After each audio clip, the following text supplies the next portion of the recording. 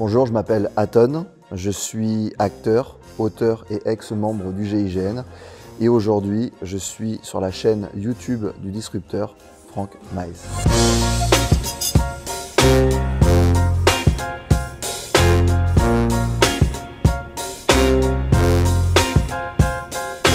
Vous êtes sur la chaîne du disrupteur, attachez vos ceintures.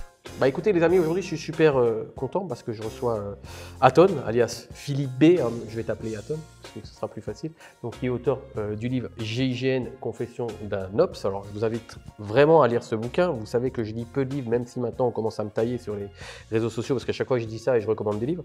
Mais comme vous pouvez le voir, j'ai pris pas mal de notes. C'est un excellent livre qui se lit très facilement. Je vais venir aussi d'ailleurs sur l'objet en lui-même du livre parce que ça dénote déjà d'une certaine volonté d'excellence.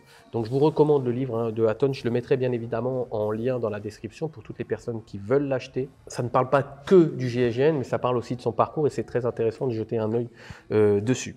Donc merci Aton déjà de prendre du temps pour cette interview, parce que je sais que tu es assez occupé, donc merci beaucoup déjà, c'est super sympa. Bonjour, bonjour à toi, bonjour à toute ton audience. Pour moi c'est un plaisir d'être ici. Merci pour l'honneur que tu me fais de me recevoir et puis de partager sur ce livre-là, qui est le premier. Il y en a un deuxième, hein, c'est Feral. Exact. Et puis là, on est sur un troisième livre avec Jean-Luc Riva, un roman. Cette fois, on s'essaye. Super. Juste en préambule de cette vidéo, je m'étais promis de le faire si un jour j'avais Aton sur la chaîne YouTube. Donc je tiens à remercier Maxime. Parce que Maxime, c'est un de mes clients qui m'a fait découvrir Aton il y a maintenant, je crois que c'est 1 an et demi, 2 ans, je suis plus au point vraiment sur la date, mais qui m'a dit regarde ce mec-là, il a de l'avenir et il est très bon dans ce qu'il fait. Donc j'ai commencé à regarder et puis aujourd'hui je suis avec Aton et j'ai lu son livre. Donc comme quoi, mettez-moi des recommandations vraiment, parce qu'on a eu aussi Clara Morgan la semaine dernière et c'était suite à un commentaire d'un spectateur de la chaîne. Donc si vous avez des idées et tout ça, de personnes à suivre et de personnes qui pourraient être intéressantes à interviewer sur la chaîne, mettez-le-moi en commentaire. Donc merci beaucoup Maxime. Je pense que quand il va te voir sur la chaîne, il va dire mais non, Aton sur la chaîne de Franck, Aton. Donc voilà, bon, je souhaitais tout d'abord, avant de commencer vraiment cette interview, je souhaitais parler du livre, parce que moi il y a quelque chose que tout de suite j'ai remarqué dans le livre. Déjà il y a une surjaquette que j'ai enlevée, c'est pour tout simplement une facilité de consultation du livre pendant l'interview, mais j'ai déjà trouvé le livre très bien fait. C'est-à-dire qu'en soi, la photo est belle, le résumé est beau, la surjaquette est belle. À l'intérieur du livre, ça doit être à peu près au milieu, on a de très belles photos. Donc on fera des inserts de super photos qui nous permettent de plonger un petit peu dans l'univers d'Aton. Donc là, on le voit en photo avec Tom Cruise. On voit aussi ce qu'il a fait aujourd'hui, ce qu'il fait aujourd'hui en tant qu'acteur. Donc, oh mince, faut pas regarder les photos. Donc c'est super intéressant déjà le livre. Donc comment tu as fait déjà pour travailler le bouquin? Est-ce que c'est toi ou est-ce que tu t'es dit ok, bon déjà je veux faire un bel objet quoi. Est-ce que tu as déjà travaillé sur la conception du livre en lui-même? Alors, ce qu'il faut savoir, c'est que j'avais vraiment pas l'idée d'écrire un livre en sortant du GIGN. J'avais pas forcément l'envie même l'utilité de partager, je la ressentais pas.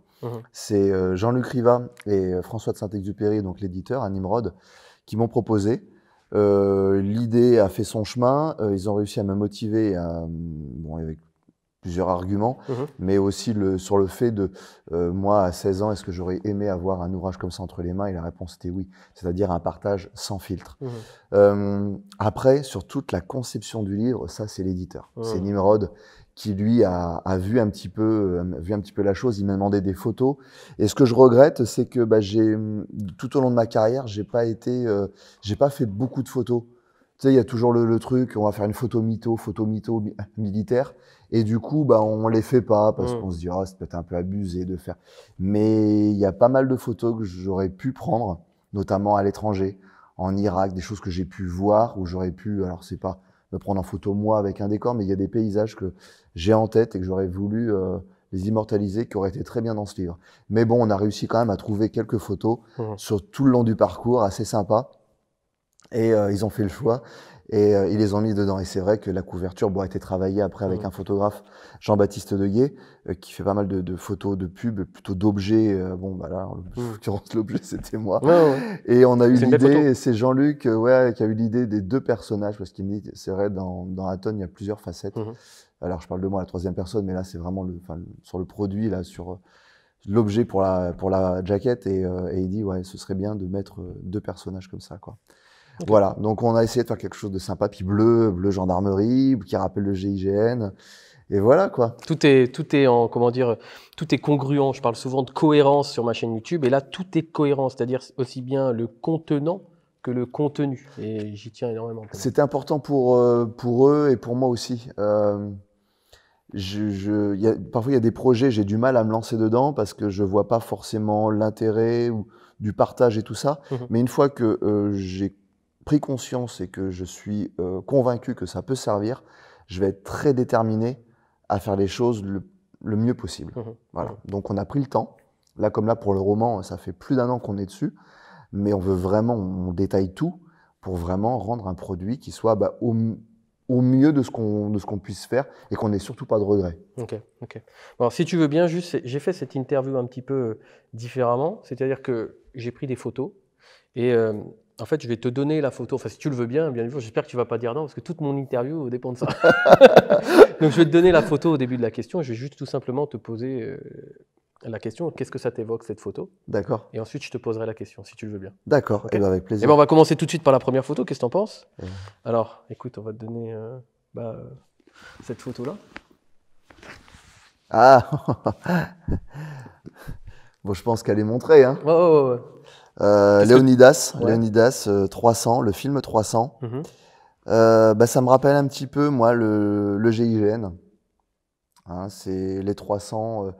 Alors, il faut savoir, quand moi je suis rentré, on n'était pas à 300. On était à peu près entre 40 et 50 opérationnels. Et pareil à la logistique. Donc, ça faisait un GIGN à peu près à 80 personnels. Mais il y avait vraiment cette mentalité un peu des 300. Alors, je ne dis pas que cette mentalité n'est plus au GIGN. Alors maintenant, oui, ils sont 300, avec toutes les forces. Mais à l'époque, ça se ressentait davantage. Là, les esprits les plus forts sont un peu noyés dans une masse. En même temps, il fallait recruter, il faut du monde pour répondre à la menace actuelle. Mais c'est vrai qu'à l'époque, c'était vraiment ça. Et d'ailleurs, je l'ai tatoué, parce que je l'ai dans le dos. J'ai un espèce de Spartiate, avec le casque 300 et avec exactement le même couteau. Ah ouais. Alors les couteaux seront très présents moi, dans ma vie. Hein. C'est un objet qui me parle beaucoup et le film représente bien l'idée que j'ai de la qualité face parfois à la quantité. Et selon où on place la qualité, elle peut vraiment démonter la quantité. Voilà, et avoir le dessus. Et c'est toujours la recherche d'excellence et voilà. Donc ouais, ce film me parle beaucoup. Ok. En fait, c'est intéressant que tu parles d'excellence parce que moi, si je veux vraiment, si je voulais vraiment t'avoir sur la chaîne, c'est pour parler d'excellence. Donc, c'est vraiment sur la qualité et l'excellence qu'on va axer cette interview.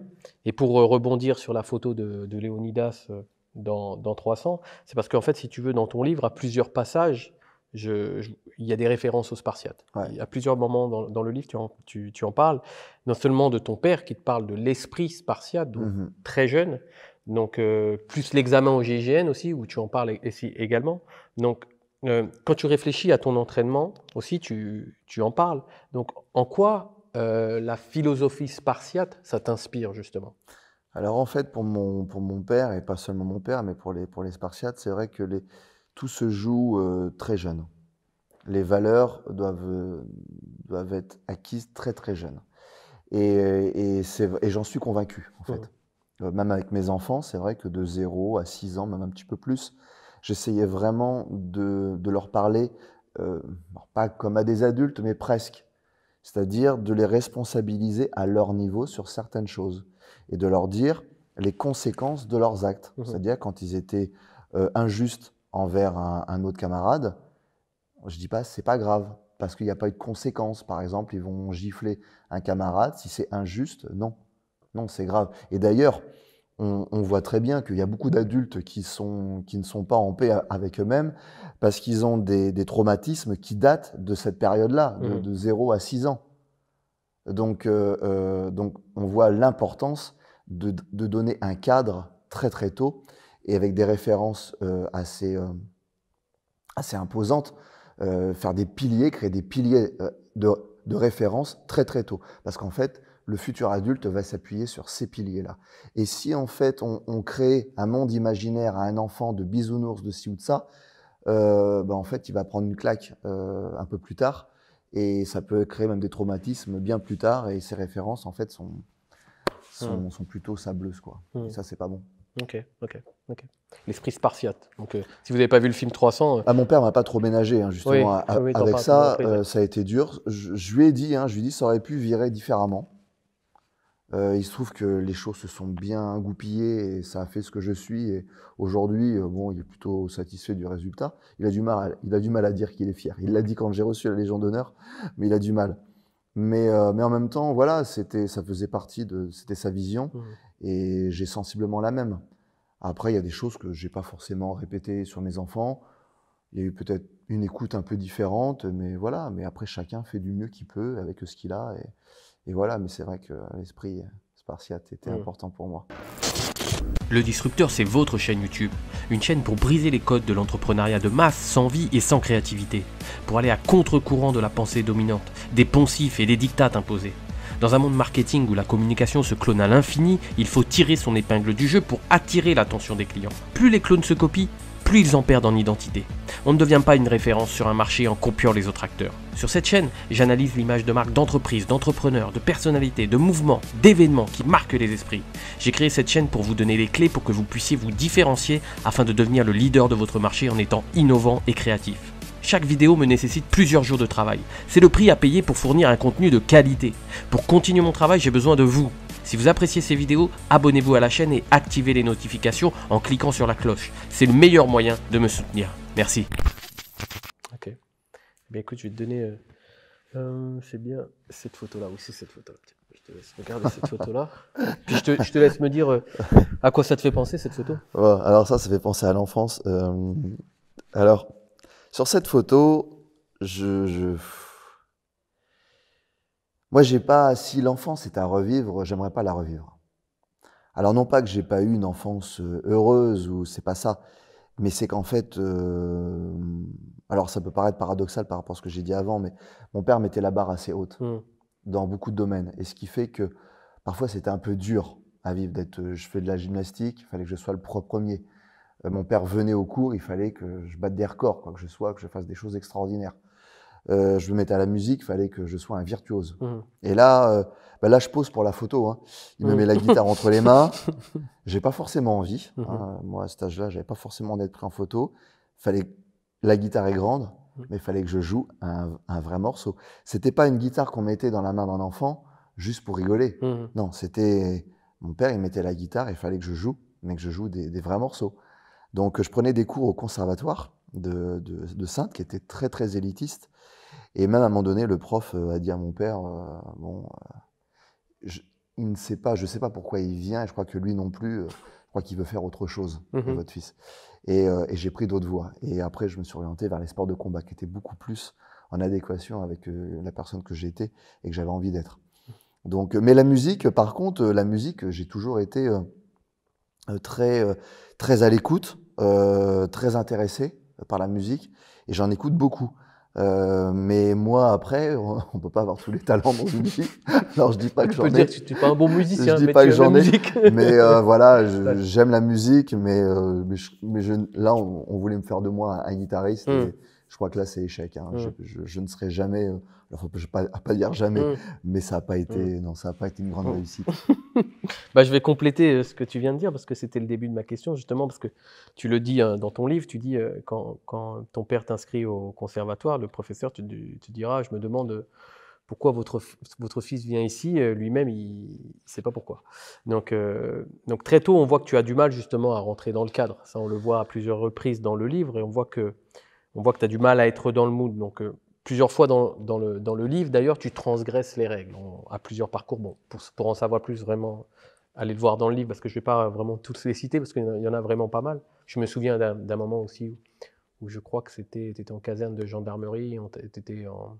Comment on appelle ça? Excuse-moi si je me trompe dans les termes, mais peut-être tu menais la garde et il y a un mec qui est venu un peu te chauffer et que tu l'as attrapé et que en fait tu n'avais pas le droit, mais que bon, le mec te chauffait trop et tu l'avais quand même attrapé. Je l'ai poursuivi dans la rue. Ouais. Ouais. Donc ça, avec un Mat 49. Alors à l'époque, c'est un pistolet mitrailleur. qui était chargé, hein, mais ouais, il a eu très très peur. Mmh. Mais en même temps, il m'avait insulté moi. J'avais dit, hein, à la rigueur, passons, mais insulter le drapeau français. Mmh. Il y avait un drapeau français, alors c'était le soir, mais il y avait le mât, il y avait le mât des couleurs, et il y avait l'institution. Et pour moi, ça c'était. Mais on m'avait prévenu, hein, que des gens venaient, et on m'avait dit que justement, il fallait les laisser faire, et c'est inconcevable. Donc plusieurs fois, tu as transgressé les règles. Donc parce que d'un autre côté, ce qui est paradoxal d'un côté dans le livre, c'est qu'on sent que tu transgresses régulièrement, mais d'un autre côté, tu vas dans un endroit où c'est bardé de règles. Donc comment faire pour faire en sorte de respecter les règles, parce que c'est important de les respecter, les règles, il y a beaucoup de règles, mais aussi de les contredire lorsqu'on sent qu'elles ne sont pas appropriées. C'est un peu le cas de cet enfant avec la guitare. Ouais, là, on voulait me faire rentrer dans le cadre, hein. Ma mère voulait que je fasse ci, je fasse ça, mon père aussi.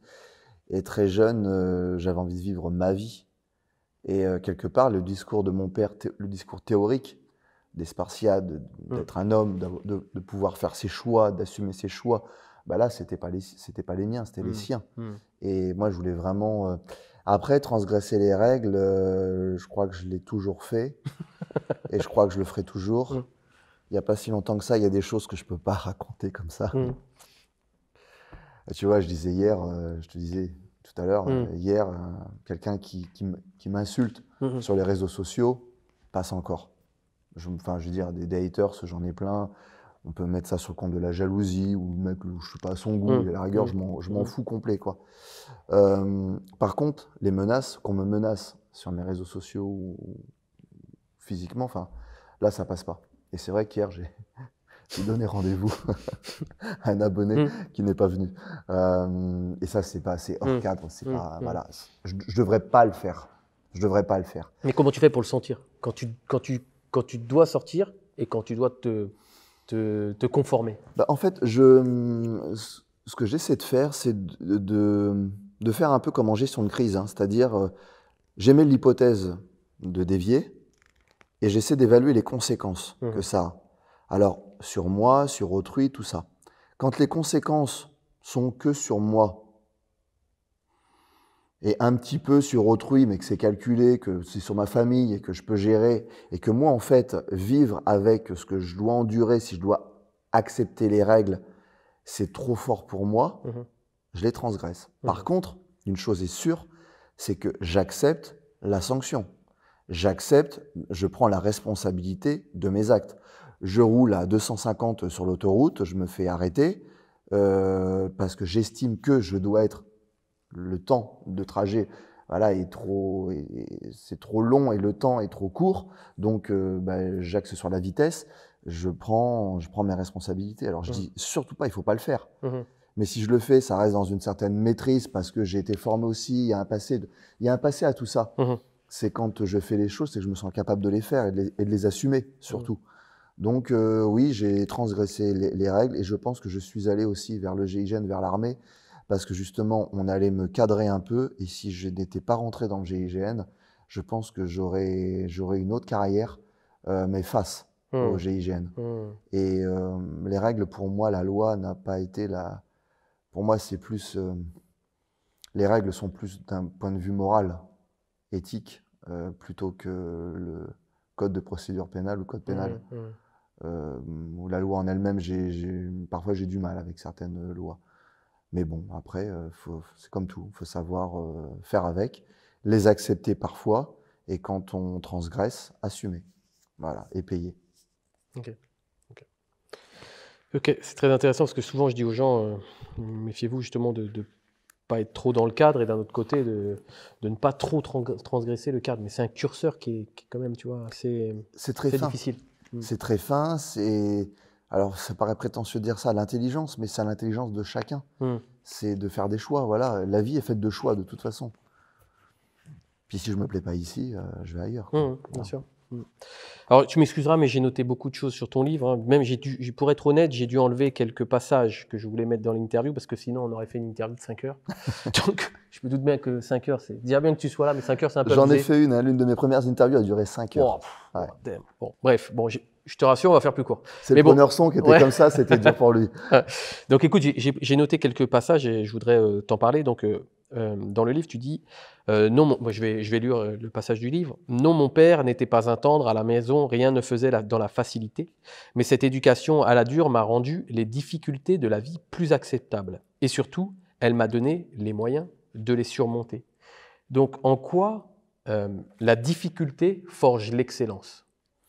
Alors en fait, quand je parle de ces moments-là, tu vois, ce que j'ai en tête, c'est les moments où j'étais seul dans ma chambre face au constat d'échec que faisait mon père sur des choses que je pouvais faire. Mmh. C'est-à-dire, j'avais une mauvaise note, j'avais un résultat sportif qui était décevant à ses yeux, Mhm. il n'était pas tendre. Mhm. Il me disait là, ça, le résultat est nul. Ça ne veut pas dire que tu es nul, tu as été nul à ce moment-là. Mais maintenant, va dans ta chambre et pose-toi les bonnes questions. Et c'est vrai qu'il y a eu beaucoup de moments en fait de solitude dans ma chambre où je me posais énormément de questions et je remettais tout en cause et tout en question. Et surtout moi-même. C'était jamais la faute des autres. Mmh. Quand je revenais sur un échec, j'avais joué au tennis ou j'avais une mauvaise note, c'était jamais la faute du prof. C'était jamais la faute du mec qui Ça, était en c'était face ton de... raisonnement ou c'était le raisonnement de ton père? Le Enfin, raisonnement de mon père, mais oui. c'était aussi le devenu mien. aussi le tien. C'est-à-dire que même si l'environnement n'était pas favorable, comment j'aurais pu faire pour rendre les choses meilleures quoi, et à mon avantage. Si le résultat est ce qu'il est, c'est que j'ai ma part de responsabilité. Et quelle est-elle? Et en fait, dans ces moments, c'est très très jeune, donc c'était très dur. Parce qu'à 6-7 ans, quand on est seul dans sa chambre, à s'être fait engueuler par son père, parce qu'on n'a pas gagné un match de tennis ou en la gymnastique, on a fait comme tout le monde, mais du coup, on a donné 10 à tout le monde, mais que moi, je ne suis pas sorti du lot. Et ce que j'ai fait, c'est très moyen. Mon père me disait, c'est très moyen. T'es moyen, t'es dans la masse. Et tu sais quoi tes rêves? Et moi, tout petit, je disais, je vais être acteur à Hollywood. Il me dit, eux, c'est pas la masse. Hein. Et ils sont sortis là tout de suite. Hein. Alors, c'est pas une mise en compétition entre l'élite et la masse ou machin, mais c'est à un moment donné, c'est quand on veut quelque chose, quand on a de l'ambition, il faut savoir se démarquer, sortir du lot. Et ça, c'est par le travail et la remise en question. Et jamais remettre la faute ou son échec sur les autres. Donc, en fait, à chaque fois, je cherchais ma part de responsabilité, je me remettais en question. Donc, c'était très, très dur. Il y a eu beaucoup de pleurs.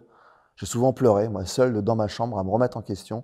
Et quand je sortais de ma chambre, quand j'ouvrais cette porte, il y avait la détermination de faire mieux. Et j'avais compris mon échec et comment j'allais faire pour faire mieux. Donc, quand je sortais et que je retournais, alors non pas au combat, mais la vie était un combat parfois. Quand j'y retournais, je savais et ça marchait. Donc, voilà. Et quand je suis arrivé au GIGN, que j'ai fait le prestage, qu'est-ce que j'avais fait avant le prestage? J'avais fait l'armée. J'avais fait 2 ans d'armée chez les paras, camps semi-disciplinaires. J'avais dormi dehors à un moment donné, moi, dans ma vie, où c'était compliqué. Je suis parti très tôt de chez mes parents. J'avais fait un tour d'Europe en stop. Je suis allé à Moscou. J'avais déjà eu un flingue braqué sur la tête. On m'avait déjà tiré dessus parce que j'avais travaillé en boîte de nuit. Je m'étais battu plusieurs fois. Donc, les tests GIGN, oui, ils sont durs. Mais ils ont été rendus moins durs pour moi parce que j'avais ce passé-là. Et parce que je savais que on se prépare à tout. Et moi, travailler en boîte de nuit, certains me disaient, ouais, je vois pas l'utilité. Moi, je peux vous assurer que ouais, les 4 années que j'ai fait, alors pas à temps complet, mais toutes les nuits que j'ai passées devant une porte de boîte de nuit, à gérer mon stress, à gérer ma rage parfois de répondre à certains, par l'usage de la force, ça m'a beaucoup appris dans ma maîtrise après, pour le GIGN et pour la gendarmerie. Donc la difficulté, c'est aussi ce qui t'a permis d'arriver à une certaine forme d'excellence. Ça m'a permis de me confronter. De toute façon, moi je suis convaincu, hein, c'est en allant se confronter à la difficulté qu'on arrive à monter le curseur de ses capacités. Et plus on monte le curseur, plus on tente vers l'excellence. C'est toujours la même chose, hein, c'est par le travail et l'expérience qu'on arrive à gagner un niveau. Celui qui ne fait que de la théorie, qui est dans son salon, qui va regarder que des tutos YouTube, c'est bien. Moi, j'ai regardé les tutos YouTube, hein, ça marche. Hein.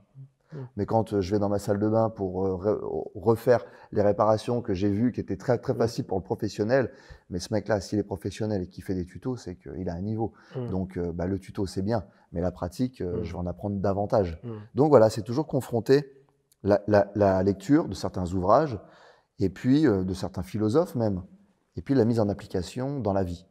Voilà. Et tout ça, en fait que ça se rejoint parfois, ou parfois pas du tout, mais ça fait notre propre expérience. et notre propre savoir. Ok.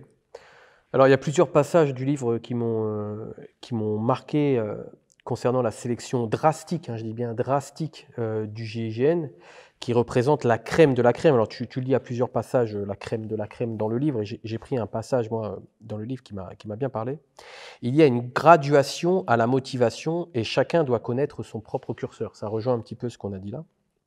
Le GIGN est une machine à trier impitoyable, et peu nombreux sont ceux qui traversent les filtres. Cela constitue l'élite. Qu'est-ce que tu penses de cette sélection justement à l'extrême et pourquoi l'excellence, elle ne peut être produite à la chaîne? Parce qu'il y a une sélection, donc ce qui veut dire sélection, il veut dire qu'à la fin, il en restera quand même beaucoup moins qu'à l'entrée. On était à peu près, à l'époque, en 2003, moi j'ai passé les tests en septembre 2003, le pourcentage, c'était moins de 10%. Moins de 10% qui réussissaient entre les 100 qui se présentaient aux sélections et ceux qui en sortaient. C'était du 6-7% et encore. Non, pour moi, en fait, c'est l'excellence au GIGN, attention. Le GIGN n'est pas l'excellence de la gendarmerie. Le GIGN est l'excellence de l'intervention. Et pour l'intervention, ça nécessite d'avoir des hommes qui ont un certain nombre de qualités et un niveau dans différentes disciplines et domaines. Et en fait, on est évalué par rapport à ces choses bien précises. C'est-à-dire que ceux qui font de la moto, les motards de la gendarmerie, sont l'excellence dans la conduite moto. Nous, au niveau de l'intervention, c'est vrai qu'il y avait un certain panel de choses à savoir faire. Il y avait du savoir-être, il y avait du savoir-faire. Et tout ça, en fait, est testé à l'extrême.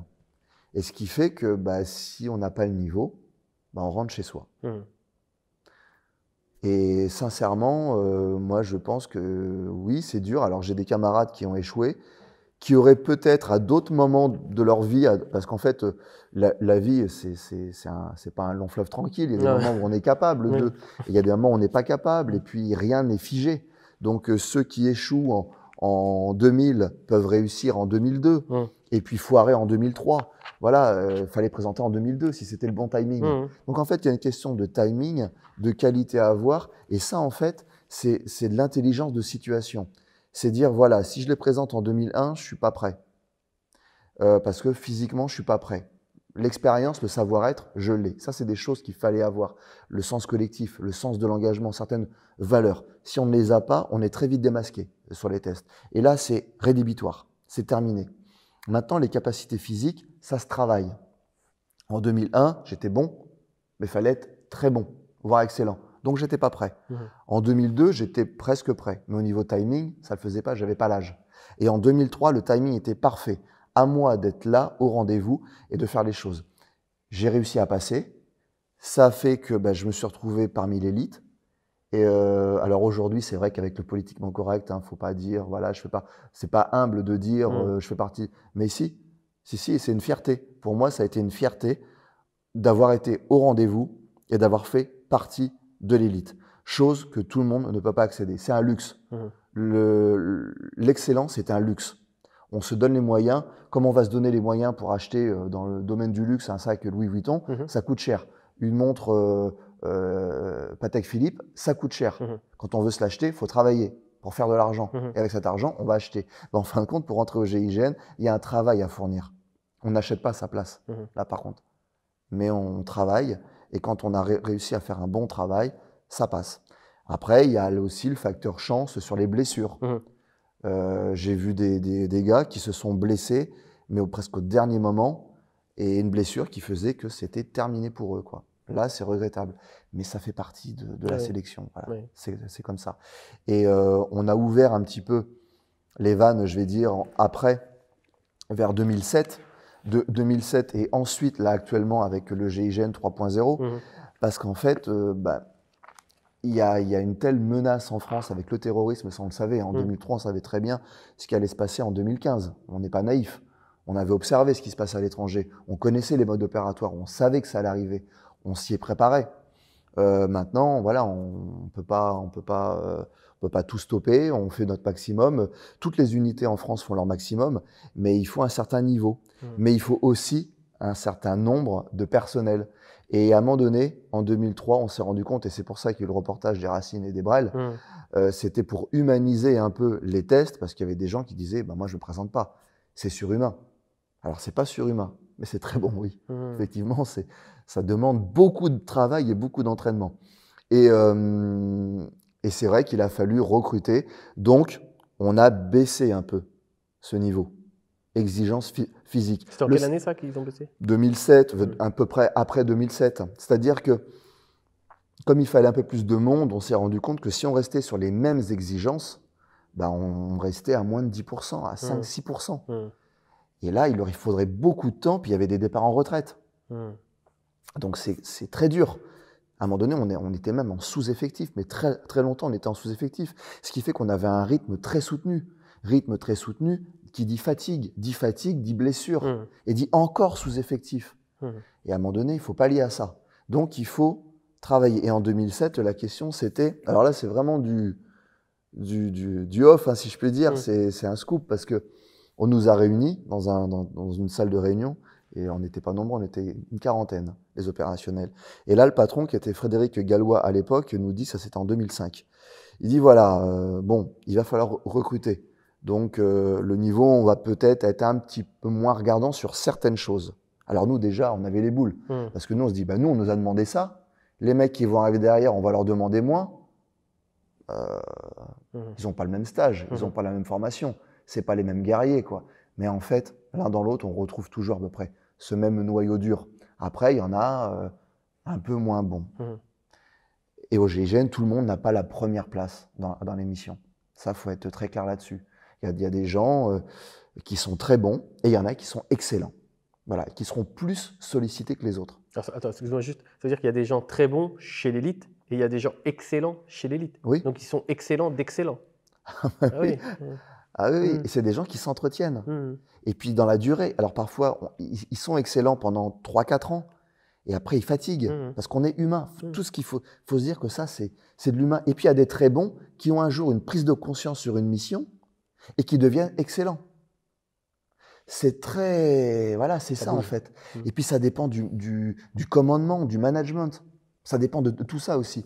Mais là, en fait, on nous pose la question, voilà, il va falloir grossir les effectifs. Donc le GIGN, il va falloir passer de 80, avec tout dans son ensemble, hein, les 40 opérationnels et les 40 logistiques, à 300-400. Il y en a un même qui a dit, je m'en souviens de Fred, il dit, mais en fait, dans l'aquarium, là, il y a les requins, nous, et vous allez mettre des truites. Et il dit, ça va pas le faire. Là, on a tous rigolé. On a dit avec qui on va travailler. Alors, elle nous a proposé à l'époque, enfin, nous a proposé, c'était des idées, les forces spéciales. Est-ce que s'il y a un gros problème de terrorisme en France, avec les forces spéciales, est-ce que ça peut le faire? On dit, eux, ils sont habitués à travailler à l'étranger, c'est-à-dire que leur appui feu sont très lourds. C'est de la 12-7, c'est de la grosse mitrailleuse. Le chirurgical, c'est peut-être pas, comme d'où on fait, c'est peut-être pas leur capacité, où il va falloir les former à intégrer les colonnes d'assaut et travailler avec nous. Pourquoi pas? Au niveau état d'esprit, ça pouvait le faire. Ensuite, on nous a dit, sinon, les unités police, le RAID. Et à l'époque, alors là, ah mais non, jamais avec le RAID, on n'est pas formé pareil, on n'est pas recruté pareil, c'est pas possible, ça va pas le faire, eux sont comme si. Moi, j'ai été assez virulent à une époque contre la police, mais j'étais un jeune con, je savais pas. Voilà, je criais comme tout le monde, quoi. Après, avec du recul, j'ai appris à connaître certaines personnes du RAID, et en fin de compte, oui, ils ont leur mode de fonctionnement, mais les gars, ils sont très bons. Et il n'y a pas de comparaison, et je ne peux pas comparer parce que je n'ai jamais été au RAID. Je n'ai jamais été dans la colonne d'assaut du RAID. Et moi, je me garde bien de juger une intervention du RAID qui est filmée. Je peux avoir mon avis sur ce que je vois, mais mon avis, il est sur quoi? Il est sur ça, sur une vidéo. Donc, je laisse au RAID voilà, leur débriefing et tout ça. Mais à l'époque, j'étais contre. À l'époque, j'étais non, pas le RAID. Et après, on nous dit l'EPIGN. Alors, l'EPIGN, c'est la FSP maintenant. C'est ceux qui font la protection rapprochée dans les ambassades de sensibles. Et à l'époque, EPIGN, GIGN, c'était pareil, une guerre. Il faut savoir que c'est de l'ego, tout ça. C'est de la pignolade. Ah, parce que c'est quand même tous des forces d'excellence. Mais bien sûr, mais ça, on l'apprend après, à observer, quand on observe. Et puis, il faut aller se mouiller. Moi, je suis allé en Irak, je suis allé en Libye, je suis allé en Guinée avec eux. Donc, j'ai appris à connaître. Mais le métier est différent. Le métier, en fait, c'est le danger qui vient à 360 degrés, de l'extérieur vers l'intérieur, vers eux. C'est ça la protection rapprochée. Nous, c'était, on est le 360 et on va vers la crise. Donc c'est différent. Donc il y a un état d'esprit qui est un peu différent, mais le guerrier, il est à peu près sensiblement le même. Donc en fait, moi à l'époque, j'étais contre aussi. Et je leur ai dit d'ailleurs après, moi je voulais qu'on reste les 300 face au monde, quoi. Voilà. Et on était nombreux à ça, à vouloir ça, à rester que ce petit noyau dur.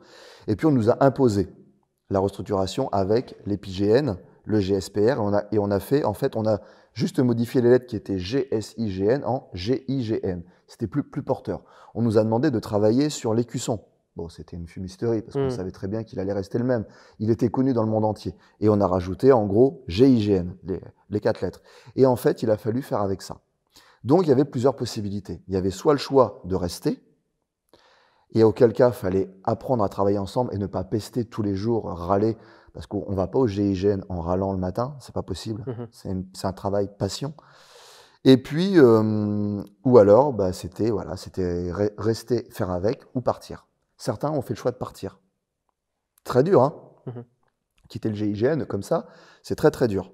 Parce que dans le milieu civil, c'est difficile de retrouver la même sensibilité au niveau collègue, au niveau de la hiérarchie, enfin au niveau de tout un tas de choses. Et puis les missions, quoi. On va être mercenaire et encore, quoi. On ne sait pas avec qui on travaille. Et moi, j'ai décidé de rester. Hein. J'étais un jeune, donc j'ai décidé de rester. Et il y a eu des passerelles pour des missions qu'on a pu faire. Et là, j'ai pu aller travailler en Irak. Et je le dis dans le livre, à un moment donné, l'ambiance était un peu froide. Et j'étais le seul GIGN au milieu d'EPIGN. Et à un moment donné, vient la discussion sur qu'est-ce que tu disais de nous à l'époque? Ah moi je vais vous dire franchement les gars, pour moi vous étiez, je vais vous dire sincèrement ce que vous étiez des GIGN ratés, c'est-à-dire des mecs qui ont passé les tests GIGN, vous les avez foirés, et c'est l'EPIGN qui vous a ouvert les portes, et quand vous êtes en boîte de nuit, vous annoncez que vous êtes GIGN, et une certaine partie du GIGN, parce que c'est plus parlant, voilà, c'est... Et il me dit, ah ouais, t'as dit ça? Je dis, ouais, et je le pensais. Parce que tous les anciens, certains anciens qui avaient une certaine aura me disaient ça. Et oui, je le croyais. Et là, aujourd'hui, j'ai vu comment vous travaillez. Quand on est sorti de l'aéroport pour aller jusqu'à l'ambassade, je me suis chié dessus dans la voiture. Vous étiez bien. Moi, j'étais pas bien. J'ai pris conscience de votre travail, de la difficulté. Et puis, il y a eu pas mal de petites choses, des événements qui sont passés dans le livre parce qu'il aurait fallu encore plus de pages, mais où j'ai vu les réactions des mecs, où moi, j'étais pris par le stress. Et eux, en fait, géraient très très bien le stress. Il y a eu des explosions. Il y a eu une explosion, un jour, ça a pété, mais juste à côté de l'ambassade. Moi, je suis sorti avec mon 416, un peu paniqué, submergé d'émotions et de stress. Je pouvais le gérer, j'étais en train de le gérer. Eux étaient très bien. Donc j'ai dit, putain, les mecs, ils sont bons. Ils sont bons. Et on a eu cette discussion. Et je dis, voilà, mon regard aujourd'hui, mon regard a changé sur vous. Mais au début, j'étais un jeune con et je vous voyais comme même pas une concurrence, vous étiez en dessous. Et puis à Marignane, vous n'étiez pas dans l'avion, vous étiez en dessous à récupérer et à passer les chargeurs. Donc voilà l'image. Mais tout ça, c'est de la branlette. Non, les mecs ont un très bon niveau et ils avaient le niveau pour... Alors, avec une formation, bien sûr, parce que le travail d'intervention est différent du travail de protection rapprochée. Moi, aujourd'hui, je suis retraité, je peux faire de la protection rapprochée. Parce que j'ai été formé par l'EPIGN, la FSP, et j'ai fait des missions avec eux. Mais moi, ce que j'avais remarqué, c'est que beaucoup d'anciens GIGN faisaient de la protection rapprochée sans avoir, et en ayant même craché sur la protection rapprochée. Je trouve pas ça bien. Je trouve pas ça bien. Et puis ceux qui estiment de la protection rapprochée, qui peuvent faire des interventions sans avoir de formation, c'est pareil. Donc non, c'est des contextes qui sont différents, mais qui sont compatibles, à condition de s'entendre, de se coordonner, de travailler. Et ça nécessitait plusieurs années de travail commun, et ça a été mis en place par Denis Favier en 2007-2008. Il a fallu des années, et là, ça commence presque tout juste à bien marcher, bien fonctionner. Et là, maintenant, on amène une autre composante, c'est le GIGN 3.0 avec les antennes. Donc, c'est un travail de passionné, c'est un travail très très dur, où il faut mettre absolument son ego de côté. Et ça, c'est très compliqué. Parce qu'en fait, on arrive à quelque chose qui est extraordinaire de rentrer au GIGN. La première année, l'ego, il est tenu. Il est tenu au niveau 0. Parce qu'en fait, les anciens font en sorte que t'es nouveau, t'es un bitos, tu n'as pas à la ramener. Par contre, quand on a 2, 3 ans, 4 ans de GIGN, on a commencé à faire quelques missions, puis là, on commence à se sentir un peu important, quoi. Et c'est là qu'il est le danger. C'est qu'en fait, ces mecs alors, je dis ces mecs, on a l'impression que je généralise, mais quand même, j'en ai fait partie. Qu'on me l'ont comme ça, et qu'à un moment donné, alors s'entraînent, hein, ils sont bons, ils sont très bons, voire excellents. Mais attention, là, c'est dangereux. Et puis après, il y a l'expérience qui fait qu'on redescend. Et puis après, on fait sa carrière, on fait du mieux qu'on peut, mais on ne changera pas le monde. Ok, merci pour la précision de la réponse. Dans le livre aussi, tu écris un moment, j'ai relevé ce passage-là qui est très intéressant. On pourrait croire que nous sommes des trompe-la-mort, mais c'est loin d'être le cas. Nous sommes avant tout des professionnels qui enchaînons les sauts dans toutes les conditions. Alors le GIGN, il s'entraîne beaucoup, on peut le voir dans le livre, puis on peut le voir aussi de l'image de marque qui ressort du GIGN, de ce qu'on peut voir moi en tant que simple civil, moi quand on me parle du GIGN, pour moi, effectivement, moi je voyais des surhommes, tu vois. Après quand j'ai lu ton livre, j'ai vu que c'était pas des surhommes quand même, hein. C'est des super hommes, mais des surhommes, je sais pas. Et ils passent leur temps à répéter, à se préparer, à se renseigner aussi avant chaque mission. Donc ce qui se passe avant la mission, ce qu'on ne voit pas, donc ce qui est peu visible. En quoi tous ces détails répétés contribuent au succès d'une mission? Alors, ce qu'il faut savoir, c'est que si on s'entraîne beaucoup, c'est pour créer des automatismes. C'est-à-dire créer des petites certitudes. Attention, on n'est jamais sûr de tout, mais au moins sur ce que nous, on maîtrise, on a la certitude. C'est-à-dire, je prends un exemple tout bête. Tu rentres dans une maison où un forcené t'attend. Tu ne connais pas la maison. Tu ne sais pas où sont placés le mobilier, on est dans le noir. Par contre, la chose que tu dois absolument connaître, c'est ta capacité au tir, comment tu tiens ton arme, comment tu te déplaces et comment se déplace toute la colonne d'assaut. Tu dois connaître différents types d'ouvertures, différents types de portes, comment tu vas les ouvrir à l'explosif ou pas. Et en fait, si on maîtrise notre cœur de métier, ça nous libère le cerveau du stress, de se dire je ne sais pas trop progresser dans le noir, parce que je ne vois rien, comment je tiens mon arme. Non, je suis solide sur mes appuis parce qu'en fait, j'ai répété ça dans des configurations folles et dans tous les types de configurations. Ce qui fait que quand je rentre dans la maison du forcené ou d'un preneur d'otage, je suis très zen dans ma tête parce que tout ce que je maîtrise est bien maîtrisé. Par contre, ça me laisse une porte ouverte à l'imprévu, à la loi de Murphy, la LEM, loi d'emmerdement maximum, tout ce qui va se mettre en travers de mon chemin et qui va me poser problème. Et ce qui fait qu'en fait, si je maîtrise une bonne partie de l'investigation par mon savoir-faire, par ma maîtrise de mon métier, en fait, ça me libère l'esprit de tout ce qui va être inconnu et que je vais pouvoir gérer avec toutes mes capacités mentales. Et en fait, je vais être, c'est-à-dire que je suis bien positionné, bien sur mes appuis, je vois quelque chose, je peux l'enjamber parce que je cours tellement avec mon arme, j'ai tellement marché, couru sur des revêtements improbables que je maîtrise ça. Ok. D'ailleurs, je vais compléter cette question parce que page 154, tu dis j'en tire une leçon, l'évaluation de soi-même, avant d'effectuer un entraînement ou une mission dangereuse ne doit pas se faire seulement sur le plan physique, mais aussi sur le plan mental. Il est essentiel de savoir si l'on est réellement prêt. Se mentir revient à se mettre en danger et à mettre les autres en danger également. Donc, pourquoi le mental et le physique sont-ils liés pour parvenir justement à ce type d'excellence dans ce type de mission?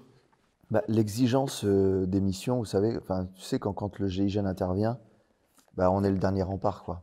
C'est-à-dire qu'on a une obligation de résultats positifs. On fait partie d'un collectif. Ce collectif, c'est les 300, quoi. Quand on fait barrage, il ne doit pas y avoir de maillon faible. Et en fait, chaque maillon doit être fort. Et chaque maillon doit être sûr de sa force physique, mais aussi mentale. C'est-à-dire que si physiquement tu es bien, mais que mentalement tu n'es pas prêt, tu n'es pas bon ce jour-là, tu vas être le maillon faible. Mhm. Et puis, dans ta mission, parce que chacun va avoir une mission différente dans la mission, si tu n'es pas capable à 300% de la remplir, ben, qui va le faire à ta place? Les autres, ils ont déjà leur mission. Mhm. Donc, tu seras un point d'entrée, tu seras la faille où le forcené ou l'erreur voilà, va s'immiscer. Donc, en fait, ça nécessite une bonne évaluation de soi, physiquement et mentalement. Et ça, en fait, après, tu vas l'exprimer dans ton groupe et tu vas dire, bah, aujourd'hui, physiquement, par exemple, j'ai une entorse à la cheville que j'ai fait hier au foot en salle. Voilà. C'est une faiblesse. Mentalement, je suis bien. Mais est-ce que ça suffit, en fait? Est-ce que ton mental peut faire que tu vas progresser n'importe où avec ta cheville en vrac? Est-ce qu'à un moment donné, ce ne sera pas un frein à l'action? Ta blessure ne sera pas un frein à l'action. D'ailleurs, on a eu cette disserte en recrutement. Bah si, en fait. Donc, on va te donner une mission, peut-être d'appui, c'est-à-dire que tu seras allongé au sol, parce que tu as ta tête qui est plein dans la mission, qui est à fond dans la mission, mais ton physique n'y est pas. Donc, on va t'allonger avec un fusil, tu vas prendre l'appui pour tes camarades. Si physiquement, tu es bon, mais que mentalement, ça ne le fait pas, on te sort. Mentalement, c'est la priorité. C'est la priorité. Donc là, on peut te sortir complètement d'une mission. Et auquel cas, bah, il y a un renfort qui prend ta place. C'est quand même mieux de l'anticiper, d'être sorti d'une mission, de ne pas aller en mission, de se dire « Est-ce que je ne suis pas bien? J'ai très mal dormi, je me suis pris la tête avec ma femme toute la nuit, ou j'ai un bébé, il n'a pas dormi, et puis voilà, bah, ça fait que… » Ça reste des hommes, hein. Et le matin, il y a une mission qui tombe, j'ai un poste clé, je dois avoir toute ma tête et mon physique, je suis fatigué. Je l'exprime. Et il y a parfois suffisamment de monde, parfois, pour prendre ta place et y aller à ta place. C'est quand même mieux, plutôt que de ne rien dire, d'y aller, de s'assoupir en mission appui et qu'il se passe quelque chose où tu aurais dû traiter, tu ne traites pas, et avec des conséquences derrière qui sont graves pour toi ou pire pour tes collègues, ou pire pour l'otage. Tu vois, il y a toi, il y a tes collègues et il y a les otages. Ok, en fait, pour résumer ce que tu me dis si je me trompe, donc être fort, c'est avoir conscience de ses faiblesses. Bien sûr, bien sûr. Et ça, c'est fluctuant. Moi, il y a des jours, je me sens bien, je suis capable de faire un certain nombre de choses. Je vais les faire. Si je ne suis pas capable, ben, je vais faire en sorte de prévoir, d'être capable de le faire dans quelques temps. Par exemple, là, j'aimerais jouer en anglais. C'est pas mon fort pour l'instant. Pour l'instant. Mais je ne désespère pas, je travaille tous les jours mon anglais pour que dans quelques mois, je sois capable de jouer en anglais. Ce qui sera une corde de plus à mon arc. Mais je vais te donner une autre photo, parce qu'il m'en reste encore quelques-unes, figure-toi. Ça tombe bien. Je vais te donner, c'est bien celle-ci. Faut pas que je me trompe. C'est celle-ci. Oh, c'est joli ça. Est-ce que tu peux me dire ce qu'il y a sur cette photo? Alors sur cette photo, on voit la bouche de ma femme et la mienne en train de s'embrasser. Voilà, mais juste ça, parce que je préserve ma famille. J'en parle peu. Je les mets vraiment de côté parce que c'est mon jardin secret. Et cette photo résume. Ce qui me fait plaisir de voir ça, c'est que je me dis, ça fait, alors dans la vie, rien n'est gagné. Hein. Mais aujourd'hui, ça fait plus de 21 ans qu'on est ensemble. Quand on s'est mis ensemble, on est un couple mixte. Ma femme est noire, moi je suis blanc. Même à l'époque, on ne misait pas un copec sur notre couple. On ne misait pas un copec sur le fait que je rentre au GIGN. Bon, en gros, tu as bien compris que sur moi, on ne misait pas grand-chose quand j'avais 20-21 ans. Ma femme a cru en moi. Je l'ai rencontrée avant la gendarmerie. Je travaillais en boîte de nuit. Et je faisais même des trucs pas très très clairs, quoi. Il me semble tu me dis si je me trompe, elle travaillait dans un magasin de prêt-à-porter à l'époque. De décoration. De décoration, pardon. Ouais, de décoration. Et elle avait une vie qui était plutôt bien rangée et tout ça. Mais le côté bad boy lui plaisait. Et puis le côté très ambitieux lui plaisait aussi. Et moi, j'étais très honnête avec elle. Je lui ai dit, tu sais, moi j'avais 21 ans, elle allait en faire 27.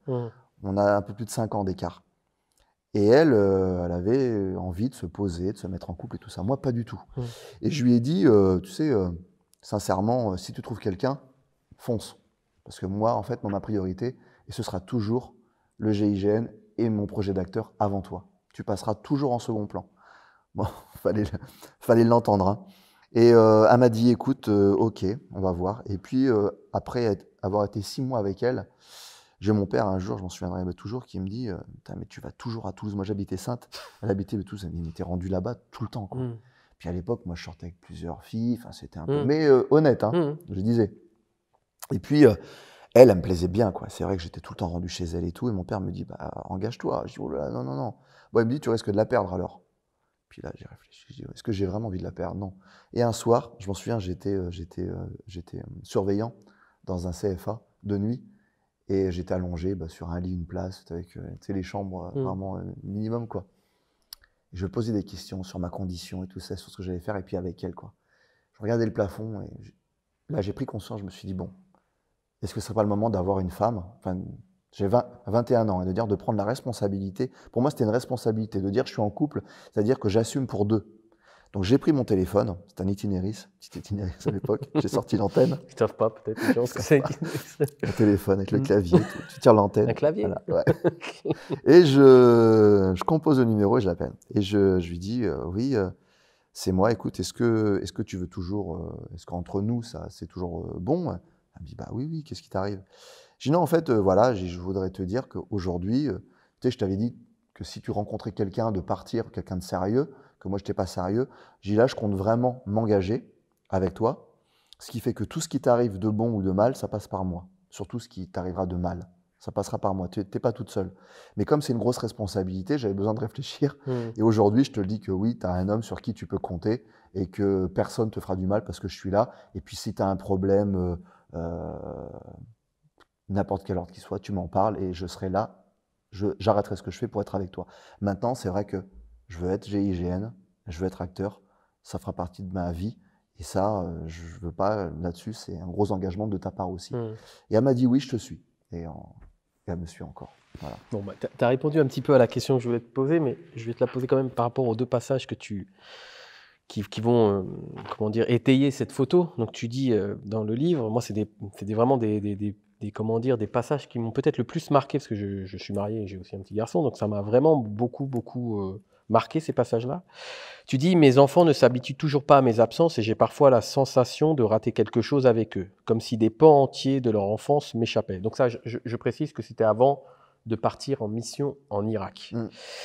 À chaque retour, il faut les reconquérir et leur faire oublier les habitudes qu'ils ont prises pour compenser mon absence. Il y a un autre moment où tu écris, j'ai pris ma petite note pour être sûr de ne pas me tromper dans la page, un autre passage aussi où tu écris, à un moment quand même très important, on y viendra par la suite.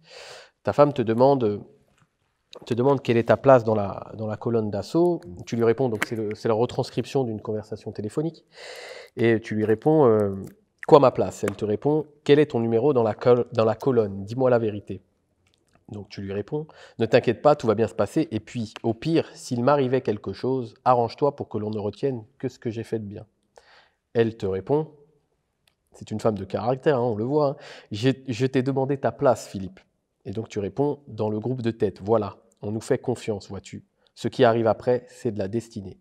Et elle te répond, Phil, courage, on est avec toi, je t'aime. Et toi, tu réponds, Ed, je te fais confiance pour les petits, je t'aime aussi très fort. Donc ce passage-là, moi, franchement, il m'a vraiment... c'est poignant, quoi, tu vois. Et donc, pendant des années, tu le dis, hein, tu l'as dit tout à l'heure, tu t'es entraîné avec comme objectif pour être au GIGN, tu étais focus sur ton objectif, quitte à mettre tes enfants de côté, quitte à mettre ta femme de côté pour cet objectif. Donc déjà, pourquoi pourquoi tu te fixes comme ça ton objectif? Comment tu y arrives? Et surtout, comment tu as géré la réaction de tes proches? Parce que j'en parle très légèrement dans le livre, mais c'est quelque chose, moi, qui m'intéresse. Parce que souvent aussi, bon, moi, je parle beaucoup aussi d'entrepreneuriat sur ma chaîne. C'est pour ça que je fais la liaison avec ton livre, c'est qu'il y a des similitudes. C'est-à-dire que des fois, on doit prendre des décisions et il y a des gens qui ne peuvent pas le comprendre. Donc, je voudrais vraiment avoir ton avis sur ça. Le GIGN, c'est un engagement extrêmement fort, extrêmement lourd. Et toi, c'est ce que je disais avant par rapport à ma femme. Ce sera le GIGN. Il faudra que tu sois très, très forte.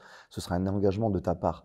Et elle a accepté cet engagement. Et on a eu des enfants.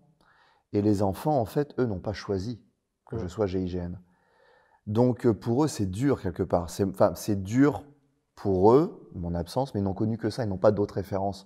Donc pour eux, le père, il est là, il n'est pas là, voilà, c'est comme ça en fait. C'est pas forcément dur. Ils avaient quel âge au moment de la mission en Irak? Ils étaient jeunes, hein. Ils avaient 4 et 6 ans.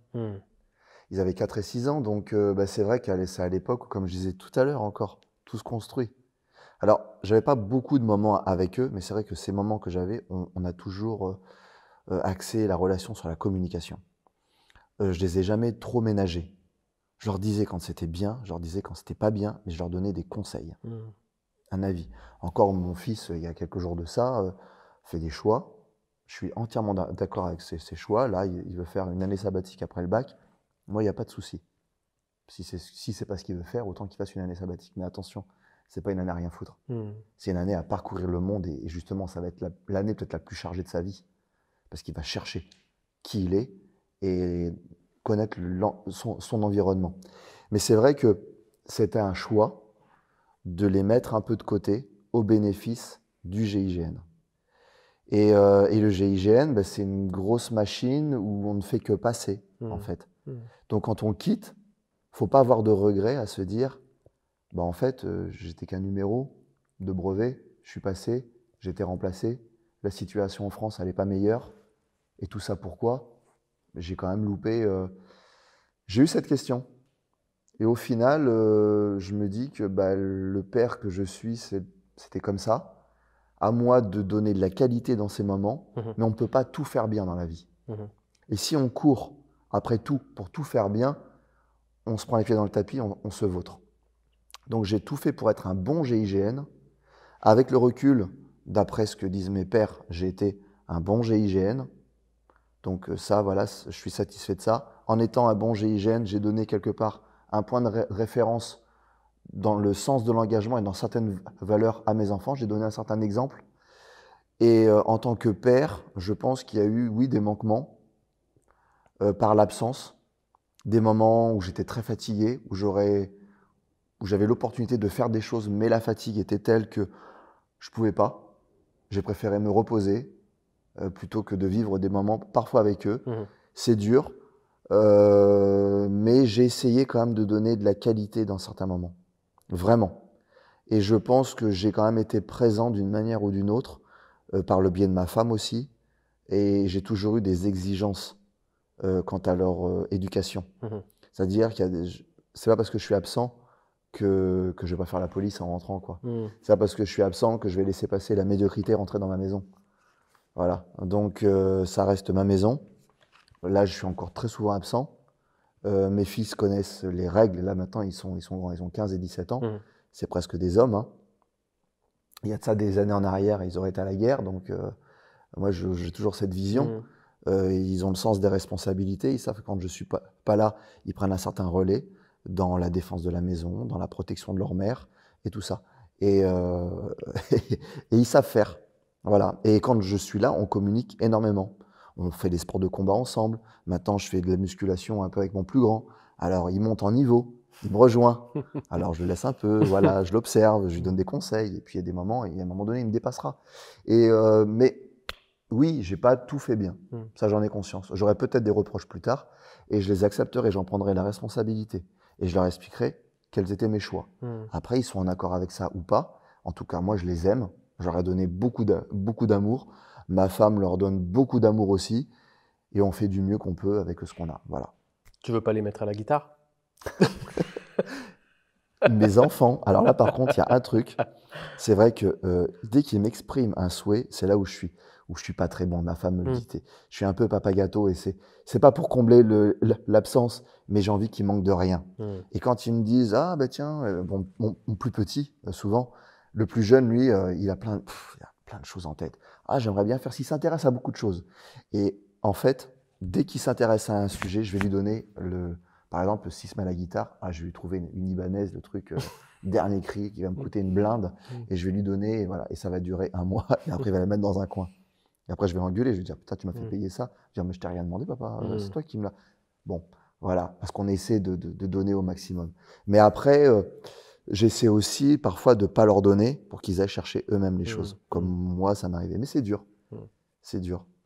C'est du taf. Papa, c'est un métier à temps complet, hein. C'est très très dur. Ouais. Bon, écoute, Aton, je suis désolé, mais il y a bien des photos qui vont te faire moins plaisir.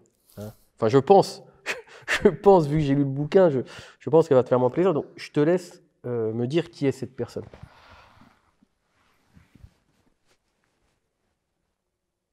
Oh là. Oula. Ah, la vieille, elle a pris un coup de vieux. C'était pas la garde des Sceaux de Exact. Rachida Dati. Alors, oh, ça me fait. Moi, quand je vois Rachida Dati, j'ai pas de mauvaises pensées. Pour moi, c'est une personne qui a eu de l'ambition, qui a été au bout de son ambition, qui a été ministre, hein, qui a été garde des Sceaux, qui avait des responsabilités, et qui est venue, on s'est croisés sur une mission où elle est venue avec sa vision de la crise. Moi, je suis arrivé avec ma vision de la crise, et à un moment donné, elle a eu des exigences qui n'étaient pas forcément en adéquation avec ma mission. Est-ce que tu peux parler de cette mission? C'était Fleury-Mérogis, Mm. en 2008, 1er septembre 2008, où en fait un preneur d'otage, un détenu prend en otage son psychologue avec une lame. Voilà, le psychologue est sur une chaise, lui il est debout derrière avec une lame et il crochette la carotide. Il est prêt à l'égorger. La prise d'otage va durer 10 heures, la négociation va durer 8 heures. Ça se conclura par un tir que j'effectue dans le cou du preneur d'otage pour garder vivant le preneur d'otage et bien sûr l'otage. Mais il faut savoir que pour nous, GIGN, le plus simple était de faire un tire-tête, c'est-à-dire qu'en tirant dans le cou, j'ai pris énormément de risques pour la vie de l'otage. Il faut savoir que le preneur d'otage était prêt, on l'a eu dans les négociations après. Florent Bianchi. Bianchi, Florent Bianchi. C'est pas dit, tout n'est pas dit dans un livre. Bien sûr, il y a toute une face qui est cachée, hein. Mais en fait, c'est presque à se demander si c'était pas ce qu'on appelle un suicide by cop. S'il ne cherchait pas à sortir de la prison, mais d'une manière, lui revendiquer, il voulait quitter la prison. Il savait bien que c'était impossible. Et en fait, en prenant cet otage-là, à dire à un moment donné, bon, vous négociez, mais à quand vous allez m'en mettre une, quoi. Voilà. Donc, moi, c'est mon interprétation. Elle est arrivée, c'est marrant parce que j'ai eu une discussion il n'y a pas tellement longtemps à propos de Nicolas Sarkozy, avec un de ses amis, qui me dit « Oui, je trouve que tu as été un peu dur dans le livre, avec Rachida Dati, avec… Moi, je suis dur avec la fonction. Je suis dur avec leur vision à un moment sur une mission. Je ne remets pas en cause qui est Rachida Dati, si c'est une mauvaise personne ou une bonne personne. Je la connais pas. Moi, on me dit, tiens, demain, tu vas aller boire un verre avec elle et vous allez discuter de ça, mais je serai enchanté. Mais je lui dirais, voilà ma vision. Et ce que j'aimerais, c'est dire, pourquoi vous nous avez imposé, vous nous avez mis des contraintes qui mettaient en danger, en fait, l'otage. Quand à un moment donné, le preneur d'otage, lui, il a pris ses responsabilités. Il nous met en difficulté. Pour sortir de la crise, quand on vient à tirer au GIGN, c'est qu'on n'a pas d'autre choix. C'est qu'on a tout. La négociation, je peux le dire, hein, elle a été mais poussée à l'extrême. À l'extrême. C'est-à-dire qu'il y a même des ultimatums. À 20h, il y a un ultimatum où il dit dans une demi-heure, j'égorge l'otage. Moi, j'ai dit, on tire, on y va. Non. On nous dit non. Et Rachida Dati, elle dit alors ministre de la Justice, elle dit de ne pas vouloir le moindre coup de feu. Mais ça, c'est le monde des bisounours. Mais moi, je veux bien, quoi. Mais elle a son monde et moi, j'ai eu le mien à cette époque-là. Et voilà, donc non, si j'avais pu lui parler en direct, je pense que j'aurais exprimé les choses, alors peut-être pas de la bonne manière, mais j'aurais dit, je crois que vous avez rien à foutre là. Là, ça dépasse vos compétences. Vous gérerez ça après, d'un point de vue politique. Et médiatique. Mais là, en l'occurrence, il y a un drame humain qui est en train de se passer. Il y a une crise et la gestion de la crise, c'est pas vous qui avez les clés. Vous avez les clés politiques et médiatiques. Et là, on est dans une crise du monde réel, quoi. Donc, avec des exigences bien réelles et des priorités à faire. Et vos priorités politiques et médiatiques mettent en danger un homme, voire plusieurs. Ouais. Donc, c'est des choix politiques, médiatiques qu'elle fait, que sa fonction lui impose. Ça ne fait pas d'elle une mauvaise personne. Bien sûr, mais de toute façon, j'ai pu constater déjà dans le livre, moi aussi je suis assez pragmatique comme personne, c'est-à-dire j'ai bien de segmenter, et tu l'as dit à juste titre, Rachida Dati, ça se trouve c'est une personne très agréable, mais là en l'occurrence je pense qu'il y avait un petit problème de communication, et dans le livre j'ai pu le constater à plusieurs reprises, c'est que les politiques ralentissent souvent les actions du GIGN. À plusieurs reprises, on va y venir dans la suite aussi de l'interview. Donc pourquoi on doit se fier à l'expertise du professionnel en premier lieu? Parce que justement, c'est l'expertise du professionnel. Moi, j'ai très mal, en parlant politique, moi je balance des noms, je m'en fous. c'était Cazeneuve, à la période des attentats, qui demande à ce qu'il y ait du GIGN. Enfin, il fait presque la promesse que le GIGN sera sur le lieu de la crise en 20 minutes. Pardon? Excusez-moi, mais à un moment donné, il faut peut-être venir au GIGN et qu'on en discute, quoi, parce que les délais d'intervention, c'est un peu nous qui les fixons. Les modes opératoires, les stratégies à mettre en place, c'est un peu à nos officiers, à nos chefs et aux sous-off les plus expérimentés de mettre ça en œuvre et de faire une proposition. Donc en fait, ça va dans ce sens-là, c'est-à-dire que l'expert, le professionnel, fait un constat, il évalue la crise et il définit des modes opératoires pour sortir de cette crise, avec différents risques pour les GIGN ou pour les otages, et il évalue les dommages collatéraux possibles. Et de ça, c'est proposé aux politiques qui va dire, ben voilà, moi ça, je l'assume, ça, je ne l'assume pas. Donc, on va prendre ce choix-là. Et nous, à nous, experts, de tout mettre en œuvre pour faire le résultat le plus... on doit faire ce qui est annoncé. On doit faire ce qu'on a dit. Mais que le politique arrive, fasse un constat et dise bah, vous allez faire ça, vous allez mettre tant de tireurs là, et puis vous allez mettre un dispositif, je ne vais pas dire les lieux parce que je ne sais pas si c'est secret ou pas, mais il y a des choses qui ont été faites parce qu'on était aux ordres des politiques, à un moment donné, où le GIGN, où ça crée une faiblesse à un moment où on était en pleine période attentat. Et ça, alors ça n'a pas tenu longtemps, Dieu merci. Mais à un moment donné, il faut arrêter les conneries, quoi. Et quand tu es ministre de l'Agriculture, hein, tu es le champion du monde de l'agriculture, et quand 2 mois après, tu te retrouves ministre de l'Intérieur, alors je ne sais pas si je dis ça, mais à un moment donné où tu es éducation nationale et tu passes intérieur, attention, attention, tu rentres dans un domaine de compétences où tu découvres les choses, tu es un nouveau-né. Donc, tu prends la responsabilité parce que c'est ton taf et tu es câblé pour ça, mais ça ne fait pas de toi, Superman et le champion du monde qui va tout résoudre et tout va sortir de ton cerveau. Non, tu es aidé. Tu es aidé. Donc écoute, je dis ça, je tutoie le politique. J'ai du respect pour eux, malgré tout, pour la fonction. Mais quand tu as bien compris que ça me voilà, c'est un peu là, ça touche un peu mes nerfs, quoi. Donc moi, j'apprécie pas qu'on me dise, bah voilà, vous allez faire comme ça. Non. Non. Parce que je pense que toi, tu lui donnes pas de conseils, enfin, tu ne donnerais pas de conseils à un politique sur une décision politique. Non, mais je me rends compte parfois que, vu ce qu'ils se permettent, je pourrais. C'est un autre débat. Ouais. Bon, écoute, il y a un autre passage aussi du livre qui m'a vraiment très intéressé, pour faire suite d'ailleurs, on a commencé à en parler des attentats. Donc, tu écris « C'est à cette occasion que je réalise que s'est développée insidieusement et bien souvent malgré eux une sorte d'aversion au risque chez nos chefs et plus encore chez nos autorités politiques.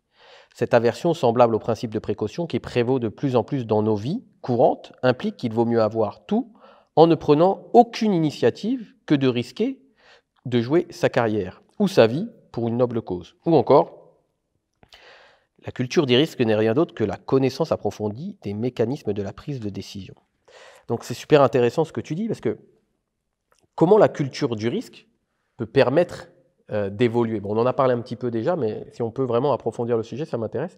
Et qu'est-ce que tu dirais à une personne qui redoute dans le risque, qui redoute tellement dans le risque que ça peut l'inhiber dans son action? Tu sais, il y a des gens, des fois, tellement ils ont peur, ils ne peuvent pas passer à l'action.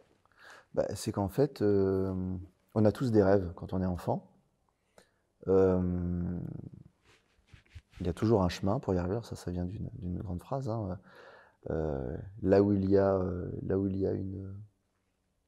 une volonté, il y a un chemin.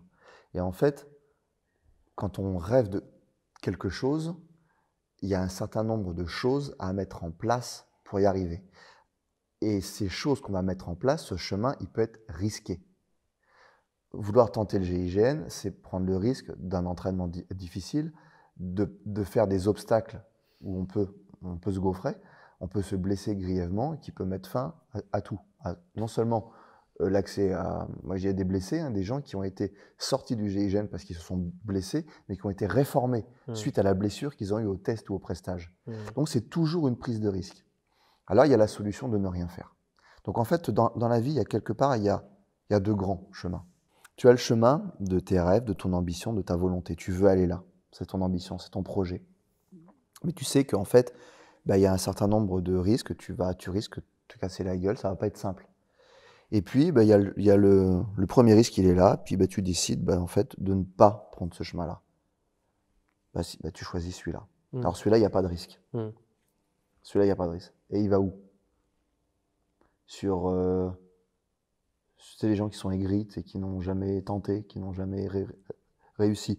Et ils vont regarder ceux qui sont là et ils disent, ouais, bah, ils ont de la chance et tout, parce qu'ils ne voient pas le travail qu'il y a. Mais donc, dans la vie, il y a deux possibilités. C'est soit tu prends des risques et tu vas sur le chemin qui te mène à tes rêves, soit tu ne prends pas de risques, tu ne fais rien, mais alors à ce moment-là, focalise sur toi et ne critique pas les autres et ne sois pas jaloux, ne sois pas rageux, mais contente-toi de ce qui viendra à toi. Soit tu vas chercher, soit ça vient à toi. Mais d'expérience, il n'y a pas grand-chose qui vienne. Du moins, enfin, même le loto, faut aller au guichet, il faut aller jouer. On n'est jamais venu chez quelqu'un avec un chèque du loto et dire vous n'avez pas joué, mais vous avez gagné. Un réalisateur, un producteur n'est jamais été dans le salon d'un acteur qui ne se bouge pas le cul pour lui proposer un rôle. Moi, je veux jouer au cinéma, j'ai voulu rentrer au GIGN. Pour le GIGN, je me suis donné les moyens. Je me suis dit, voilà, je vais rentrer à 25 ans, je ferai 15 ans à peu près, je quitterai à 40 ans pour être acteur. 15 ans, c'est très long au GIGN. De 16 ans jusqu'à 25 ans, j'ai pris des risques. J'ai pris des risques pour avoir une expérience de vie. J'ai fait le tour d'Europe en stop, je suis allé à Moscou, j'ai pratiqué les sports de combat à haut niveau, j'ai fait mon service chez les paras, ce qui était assez dur et tout. J'ai voyagé, je me suis éprouvé, j'ai été en boîte de nuit, j'ai eu le contact, le combat de rue. Et je savais que ça me donnerait les armes pour réussir le GIGN. Et ces risques-là bah, m'ont aidé. Donc en fait, et là pour le cinéma, bah, je ne vais pas attendre que Scorsese vienne dans mon salon, parce qu'il ne viendra pas. Donc c'est à moi de me bouger. Alors peut-être, je dis Scorsese, c'est un exemple, hein, mais d'aller voir des réalisateurs, de me présenter sous le meilleur profil, parce que ce que j'ai remarqué, c'est que les producteurs et les réalisateurs n'ont pas beaucoup d'imagination quand il s'agit parfois de casting, ou même en voyant ma tronche, et, moi j'ai plein d'idées pour moi. Alors, donc c'est à moi d'aller chercher. Moi, il ne me voit pratiquement que dans le rôle du gros bodybuildé, un peu neuneux. Costaud. Voilà, le gros costaud, un peu neuneux, la bagarre, machin, tout ça, voilà.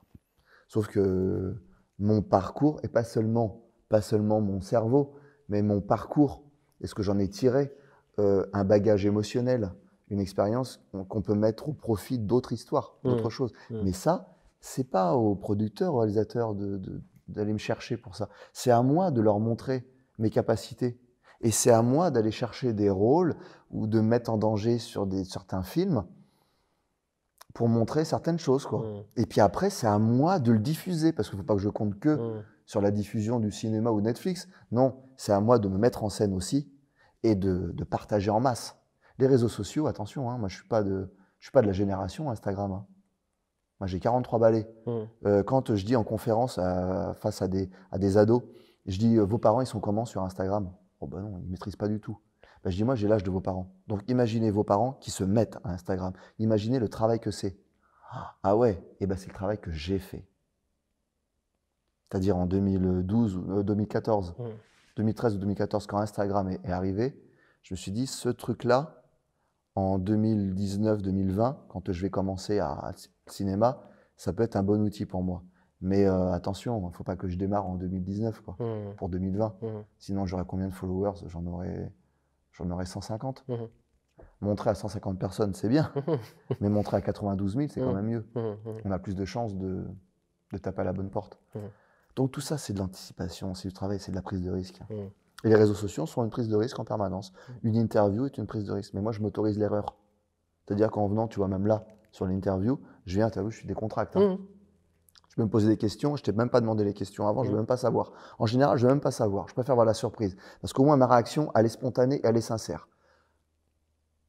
Mes réactions appartiennent aujourd'hui, le 16 octobre, on est le 16 octobre, ce que je vais dire appartient à un instant T, à un moment T. Dans 5 ans, tu ressors l'interview, tu dis « Ouais, tu as dit ça, mais regarde par rapport à la conjoncture. » Oui, ça date du 16 octobre 2021. Aujourd'hui, ma vision sera peut-être un peu différente. Et puis, ce que je vais dire aujourd'hui, bah, si ça choque ou machin, c'est pas grave. Moi, je l'assume. Ok. Quand on lit le livre, hein, que je recommande, hein, vraiment, et quand on regarde ton parcours, on se dit un peu, bon, ça va te faire marrer, hein, mais bon, après avoir parlé de sujets qui font moins marrer, on peut parler de sujets qui font marrer. Donc, moi, personnellement, quand vraiment j'ai lu le livre, je me suis dit, mais ce mec-là, il connaît pas la peur ou quoi? Je lis les trucs, je me dis des fois, mais je me dis, je relis le passage, je dis, mais il est fou. Tu vois, je me dis, il est fou, quoi. Il a pas peur, quoi. Il a jamais peur. Donc, est-ce que tu as déjà eu peur? Donc, déjà, c'est ma première question. Et je vais t'en mettre une deuxième à la suite. Et si oui, c'était lors de quelle situation et comment tu as fait pour la contrôler? Parce que ça, je pense que c'est vraiment le plus important. Alors, la peur, si. La peur et le doute. Je doute énormément de moi. Et pour pallier à ça, je me remets beaucoup en question. Et c'est ce qui fait qu'en fait, le doute ne dure pas. Mhm. Mais des doutes, je crois et des peurs, je fais partie de ceux qui en ont peut-être le plus. Mais comme je travaille dessus, bah, je fais partie de ceux où ça se voit pas trop. Mhm. Parce que les peurs, elles sont différentes tout le temps. Enfin, après, il y a des peurs, la peur de ne pas réussir son objectif, la peur de ne pas avoir donné une bonne éducation à ses enfants. Ça, c'est des choses qui sont un peu constantes, quoi. Qu'on verra plus tard, voilà, on n'est pas à l'abri que même à 40 ans, le gamin fasse qu'il y a un problème Mhm. psy et que ça vienne de ce qu'on a donné quand il avait 8-10 ans, quoi. Donc, on n'est jamais sorti de cette peur-là. Il y a des peurs auxquelles bah, je vis avec, mais il y a des peurs sur lesquelles j'ai travaillé. Rentrer, par exemple, l'une de mes premières missions. On nous annonce un peu le pédigré du gars, un gros criminel. J'avais la responsabilité d'ouvrir la porte, de rentrer au bélier, ce qui n'est pas une science exacte, le bélier. C'est pour ça que j'aime bien travailler à l'explosif. Pour moi, je savais que là, je pouvais charger, c'était bon. Le bélier, c'était pas une science exacte, donc selon les portes, grosse responsabilité, peur de l'échec, déjà, qui engendrait un risque pour mes collègues. C'est-à-dire, plus je mets de temps à ouvrir la porte, plus la personne qui est derrière est avertie qu'on arrive et peut se préparer et peut effectuer un tir qui sera mieux placé que s'il est pris par la surprise. Mhm. Donc, bah, tout ça, en fait, c'est de se convaincre. Donc ça, c'était mes premières peurs au GIGN. Peur déjà de faire échec sur l'ouverture de portes. Donc, à Peur moi, pour toi, peur pour l'équipe, peur pour le résultat? j'ai souvent plus eu peur pour les autres Mhm. que pour moi-même. Moi, je crois en la bonne étoile pour moi-même. C'est-à-dire que je peux marcher sur un fil. Si ma bonne étoile est là, j'irai du point A au point B sans me casser la gueule. Mhm. Maintenant, attention, faut que faut que le jeu envahisse la chandelle, quoi.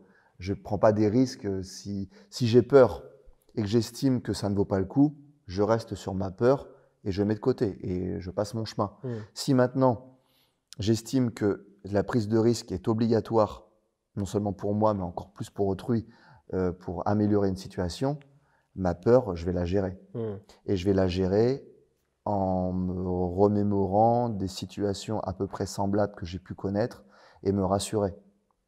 Et me dire, attention, je suis quelqu'un de nature qui doute, qui peut avoir peur, donc ne te laisse pas entraîner par ta peur, ne te laisse pas gangréner par une peur qui est installée par toi-même, Mhm. par une partie de ton cerveau. Donc à toi, par ta connaissance technique, par l'assurance que tu peux avoir dans tes gestes techniques et puis ta détermination à franchir les caps, les obstacles, pour te mettre en confiance et réussir.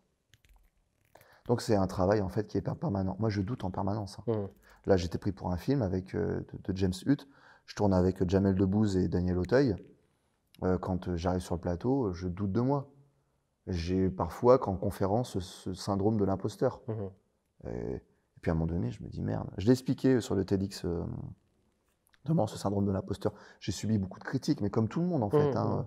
Sauf que quand on est sur les réseaux sociaux, c'est puissance 10, Mhm. puissance 100, 1000. Mhm. Donc ça peut mettre le doute. À un moment donné, on pose le genou à terre, puis à un moment donné, il faut se refaire le bilan un peu de qui on est et ce qu'on a fait. Et j'ai eu la chance d'avoir un parcours riche, avec des caps qui ont été franchis, des obstacles qui ont été franchis avec brio. Je le dis maintenant avec du recul. Ça ne veut pas dire que je vais réussir tout ce que je vais faire plus tard, mais ça met en condition. Mhm. C'est-à-dire que tout ce que j'ai réussi à passer, toutes les peurs que j'ai réussi à maîtriser, à gérer dans ma carrière GIGN, j'ai appris en fait à gérer ces peurs et ces risques. Et maintenant, quand je suis sur un plateau, bah, est-ce que je connais mon texte? Oui. Oui, par cœur. Alors là, par contre, c'est des choses, voilà, par cœur, dans tous les sens. Euh, Est-ce que j'ai la légitimité? Est-ce que le réalisateur était sûr de son choix? Bah, si je suis pas sûr, je vais le revoir et je vais lui demander. James, Mm. tu es toujours en accord avec sur le fait que je sois acteur sur le film? Oui, oui. Ça te satisfait ce que j'ai fait là déjà? Ah oui, oui, oui. Ok, tu as confiance en moi pour la suite? Oui, oui, oui, ok. Et puis après, bah, c'est de l'humain, quoi. C'est regarder Daniel Auteuil droit dans les yeux, Jamel Debbouze droit dans les yeux, et de me dire, bah, toi, tu as ta place ici, mais moi, j'ai ma place aussi ici. Et puis on va la jouer cette scène, et on va se faire plaisir. Et malgré la peur de mal faire, parce qu'un film, ça coûte cher, une journée de tournage, ça coûte très très cher, il y a quand même une pression. Moi, je me libère de ça. On est là parce que c'est nous, en fait. On a été choisis pour ça. Et on est les meilleures personnes actuellement pour jouer ces rôles-là. Parce que c'est nous. Donc, voilà, j'essaie de me libérer, mais la dernière peur, c'était sur les plateaux où, à un moment donné, ouais, je me dis, oh putain. Bah, écoute, je vais te donner la dernière photo. Je pense que celle-là va te faire plaisir. Enfin, j'espère. Belmondo? Ouais. Ah, ouais. Bon, c'est vrai qu'il est un peu petit. Ma première idée, c'était Belmondo, mais après, je sais pas. Belmondo dans le Magnifique. Ah, bah ouais, bah, Belmondo fait partie de mes inspirations. Ah, ça tombe bien, c'est pour ça que je t'ai donné la photo. Ah ouais, non, mais moi j'adore, j'adore, et je trouve que, alors, il faut jamais comparer les gens. Moi, je me suis jamais comparé. C'est une erreur de se comparer, de comparer une carrière, de comparer un acteur à un autre. Mais il y a des personnalités qui sont présentes et dont la société a besoin. En ce moment, il y a un besoin de Belmondo. Je trouve pas dans le paysage, il y a de très bons acteurs dans leur domaine, dans ce qu'ils jouent et tout ça, mais il y a un manque d'engagement, je trouve. Que Belmondo, attention, Belmondo faisait pas de politique, hein, mais dans son jeu, le personnage était engagé dans ses missions. Moi, je me souviens du Professionnel. C'est l'un des films qui m'a vraiment marqué. Après, Itinéraire d'un enfant gâté différemment, sur des choix de vie. Le choix assumé, puis le retour, et puis tout un tas de choses. Hein. Ces philosophies qui sont super intéressantes. Mais pour le Professionnel, ce que j'aime beaucoup, c'est... moi, ça me ramène beaucoup à ma carrière. J'ai pas toujours été suivi. J'ai pris des risques parfois dans des pays étrangers où on était un peu abandonné. Et le Professionnel, sincèrement, je l'ai vécu comme ça. Alors moi, je me suis pas fait flinguer au pied d'un hélico après, quoi. Mais ce mec-là, cet acteur-là, cet homme-là a été une grosse inspiration tout petit. Je faisais même quand j'étais petit, j'avais un magnétophone, c'est avec les cassettes, et je passais la musique du Professionnel et j'écrivais des scénarios sur cette musique. Et je jouais tout seul, hein, dans ma chambre. Alors, il n'y avait pas de caméra, il n'y avait rien, il n'y avait pas de téléphone portable. Et je jouais des scènes, en fait, où je mourais, machin. Enfin, voilà. Je jouais au cinéma, voilà, avec la bande originale du film, notamment Shimai de Ennio Morricone. Et en fait, le personnage que jouait Belmondo m'inspirait beaucoup, mais l'homme m'inspirait beaucoup dans les interviews. Moi, j'aimais cette prestance qu'il avait. Et c'est un mec sur qui on n'a pas misé un copec. Aussi à au la début. base, oui, exact. Et moi, à sa mort, alors je ne suis pas allé aux obsèques. J'ai pas fait partie des privilégiés pour aller aux Invalides à l'intérieur. Il y en a qui m'ont proposé, qui m'ont dit bah, tu peux aller à l'extérieur, mais je trouvais que c'était déplacé. Maintenant, on va pas se mentir, j'ai une notoriété, les gens dans la rue me reconnaissent. Ça aurait été déplacé, je trouve, d'attirer l'attention sur moi à l'extérieur, au milieu de tout le monde, à ce moment-là. Et puis, si j'ai pas été à l'intérieur des Invalides, c'est que, bah, aux yeux du cinéma français, j'ai pas encore trouvé grâce, quoi. C'est que j'en fais pas encore partie de cette famille du cinéma qui a perdu un des parrains. Donc, à moi de travailler pour en faire partie. Et puis, j'avais pas ma place ni d'un côté, ni de l'autre. Donc, je suis resté chez moi. Je l'ai regardé, j'étais très ému. En plus, la musique, ça m'a tiré les larmes. Hein. Vraiment, j'ai eu un chagrin. Pour moi, Belmondo représentait vraiment quelque chose d'énorme. Je savais, j'avais même été chez lui. La préface de GIGN Confession d'un Noble, s'il y avait eu une préface, s'il y avait dû y en avoir une, c'était Belmondo le premier choix. Et je suis même allé chez lui. Alors, c'était rue des Saints-Pères, mais a priori, il n'habitait plus là et tout, mais je suis rentré. J'ai attendu que quelqu'un rentre, j'ai passé la journée, en fait. Il n'y avait pas de passage, j'ai galéré. Ça caillait, en plus. Je n'étais pas habillé pour. Je suis resté la journée, et à un moment donné, il y a quelqu'un qui est rentré. J'ai réussi à rentrer, j'ai fait tous les étages, toutes les portes. J'ai frappé à toutes les portes. Il y a quelqu'un qui m'a dit, mais non, il habite plus ici et tout. Même je ne croyais même pas à la personne. Moi, je dis, mais c'est pas possible. Et je suis resté. Je me suis dit, jusqu'au soir. Et bon, à un moment donné, je me suis résigné. J'ai dit, bon, bah, je vais rentrer, quoi. Je suis même allé dans un restaurant dans lequel il va régulièrement le dimanche. Moi, à l'époque, j'avais pas beaucoup de sous hein, sur le compte. Et j'ai payé le repas, putain, dans les 150 balles. Et pour moi, c'était vraiment un budget. Pour essayer de le rencontrer. J'ai pris entrée, plat, dessert, café. J'ai traîné dans le resto de l'ouverture jusqu'à presque la fermeture pour me dire. Puis à un moment donné, j'ai dit au serveur, Monsieur Belmondo, il vient pas le dimanche midi? Si, très très souvent. Ben, il était là dimanche dernier. Et je dis là aujourd'hui, ah bon, on peut pas vous dire si. Je dis d'accord. Bon, ben on va attendre. Il n'est pas venu. Puis bon, après il y a plein de gens qui m'ont dit ouais, je vais te le présenter, c'est un bon ami à moi, puis qui ne m'ont jamais présenté. Mais il y a plein de gens qui m'ont dit qu'ils allaient me présenter Van Damme ou plein de gens. Et en fin de compte, quand je demande à Van Damme, mais tu connais un tel? Non. D'accord, ok. Ah bon. Non, mais après voilà, c'est comme ça. C'est le jeu. C'est le jeu un peu. C'est le jeu. Pas... Mais je me dis qu'il est là. C'est ma façon de voir. Je me dis qu'il veille sur le milieu du cinéma. Et puis peut-être que c'est un ange gardien maintenant qui m'aidera. Peut-être que faut que je sois à l'écoute d'une petite voix de Belmondo, de Babel, qui dira à un moment donné de faire peut-être ce choix-là plus qu'un autre. Et puis d'y mettre beaucoup, beaucoup d'énergie parce que ce sera peut-être le bon truc. Et puis à moi de rester moi-même, comme lui est resté lui-même tout au long de sa vie, quoi. Exact. On dit, hein? Moi, je sais que tu apprécies justement particulièrement, en plus de Jean-Paul Belmondo, Sylvester Stallone.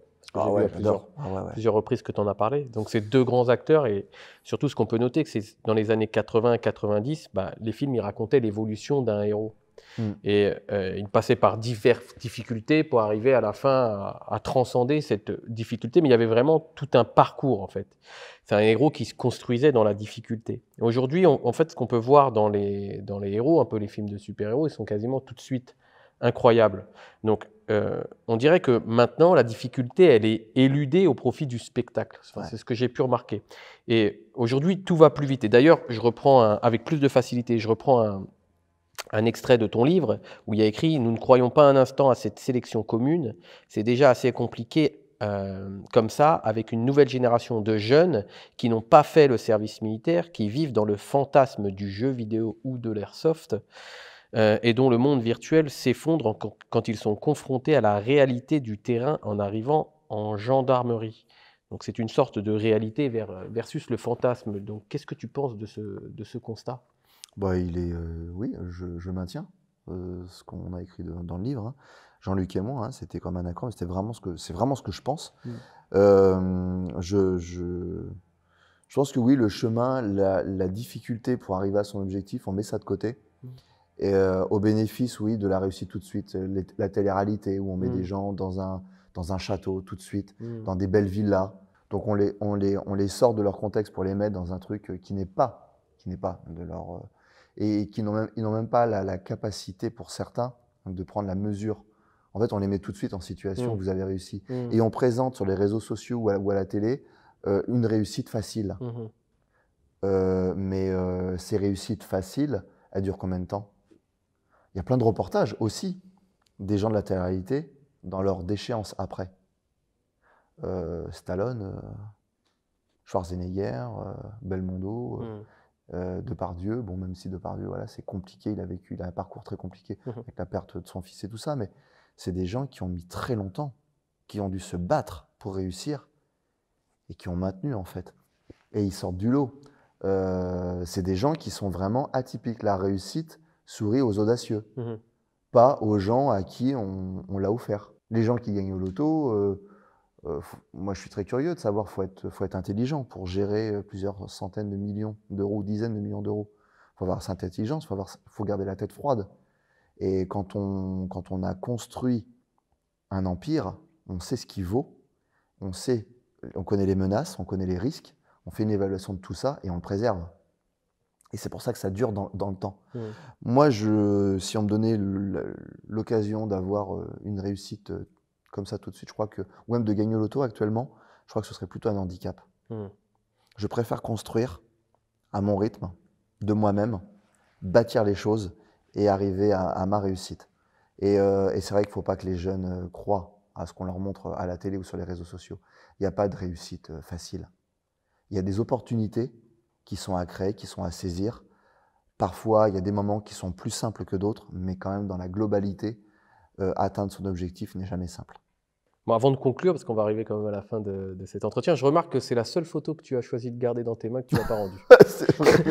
Est-ce que c'est un signe? Non, mais c'est un peu l'avenir. Hein. Belmondo, oui, bon, malgré qu'il soit décédé, pour moi, ça reste, voilà, c'est un ange gardien et qui va et qui m'aide. Alors moi et d'autres, hein. Je suis pas. C'est un exemple, quoi. Mais c'est un exemple, voilà. Mais maintenant, l'erreur que j'ai pu faire, où j'ai quand même le regret de ne pas avoir rencontré Jean-Paul Belmondo, de ne pas lui avoir serré la main, échanger un regard et dire merci. Je ne ferai pas la même erreur avec Stallone. J'ai rencontré Jean-Claude Van Damme déjà. J'ai pu lui dire à quel point j'étais heureux de le rencontrer et de lui dire que grâce à lui et à cause de lui, grâce à lui j'ai fait des bonnes choses et à cause de lui j'ai fait des mauvaises choses. Excellent. Mais je vais expliquer pourquoi. Il était très curieux d'ailleurs. Mais voilà, je veux le rencontrer. Stallone, je veux le rencontrer. Pour lui dire merci. Donc juste avant de conclure, je voudrais que tu me racontes quelque chose, Aton, parce qu'avant de préparer cette interview, moi j'ai l'habitude, je le dis souvent sur ma chaîne YouTube, moi je vise l'excellence. Et quand je dis ça, c'est pas juste me la raconter et me dire que je veux être excellent, c'est parce que je pense que le futur, c'est l'excellence, c'est la qualité. C'est ça qui fait votre réelle différence. Et je pense même que la qualité, c'est le seul business plan qui fonctionne. Donc quand j'ai travaillé cette interview, quand tu m'as dit oui pour faire l'interview, j'étais content. Donc déjà, j'ai lu le livre parce que c'est le moindre respect de recevoir un invité et de lire son livre. Et j'ai regardé énormément de vidéos de toi sur Internet. D'ailleurs, mon fils m'a dit « Mais papa, le monsieur sur la couverture, c'est le monsieur que tu regardes toujours à la télé ?» Parce que je regarde YouTube sur la télé. Bon, c'est une petite réflexion de petit garçon, tu vois. Il dit « Oui, c'est le même. » Ah ouais, il trouvait ça bizarre que tu sois ici et en même temps à la télé. Mais bon, bref. Il a 5 ans. C'est bien. Donc, je voudrais que tu me dises quelque chose qui t'est arrivé, mais que tu n'as jamais raconté ailleurs. Alors, tu sais, avec toutes les interviews que j'ai pu faire, si je n'ai pas raconté certaines choses, c'est parce que justement, ça ne doit pas être raconté. Voilà, quand on parle de prise de risque, alors, bon, j'ai raconté sur une conférence, parce que c'était un peu en huis clos, quelque chose qui m'est arrivé il n'y a pas tellement longtemps. Où j'ai pris un risque, mais parce que j'ai évalué la situation. En fait, j'ai fait une pseudo-interpellation. Je suis civil maintenant. J'ai pas... Ce qui s'est passé, pour remettre dans le contexte, j'étais à... Est-ce que je dis lieu? Ouais, enfin, puis même, de toute façon, j'assume. J'étais à Metz avec des amis. On se rendait à un parc de loisirs et on avait 2 voitures. Et en fait, donc, mon ami conduisait donc sa voiture, il avait sa femme, et il avait ma femme et sa fille dans la voiture. Il roulait sur une petite autoroute, sur une 2 fois 2 voies, et moi j'étais à l'arrière avec le reste des enfants. Et puis on se suivait comme ça en voiture. Et à un moment donné, il s'apprête à doubler une voiture où il y avait un gars assez costaud qui s'est mouché, qui a jeté son mouchoir par la fenêtre. Bon, déjà, on ne jette pas par la fenêtre. Enfin, moi, j'aime pas. Il le fait, et ça tombe, pas de bol, hein, le mouchoir tombe sur le pare-brise, et mon pote, c'est vrai que je le vois mettre un coup de volant comme ça.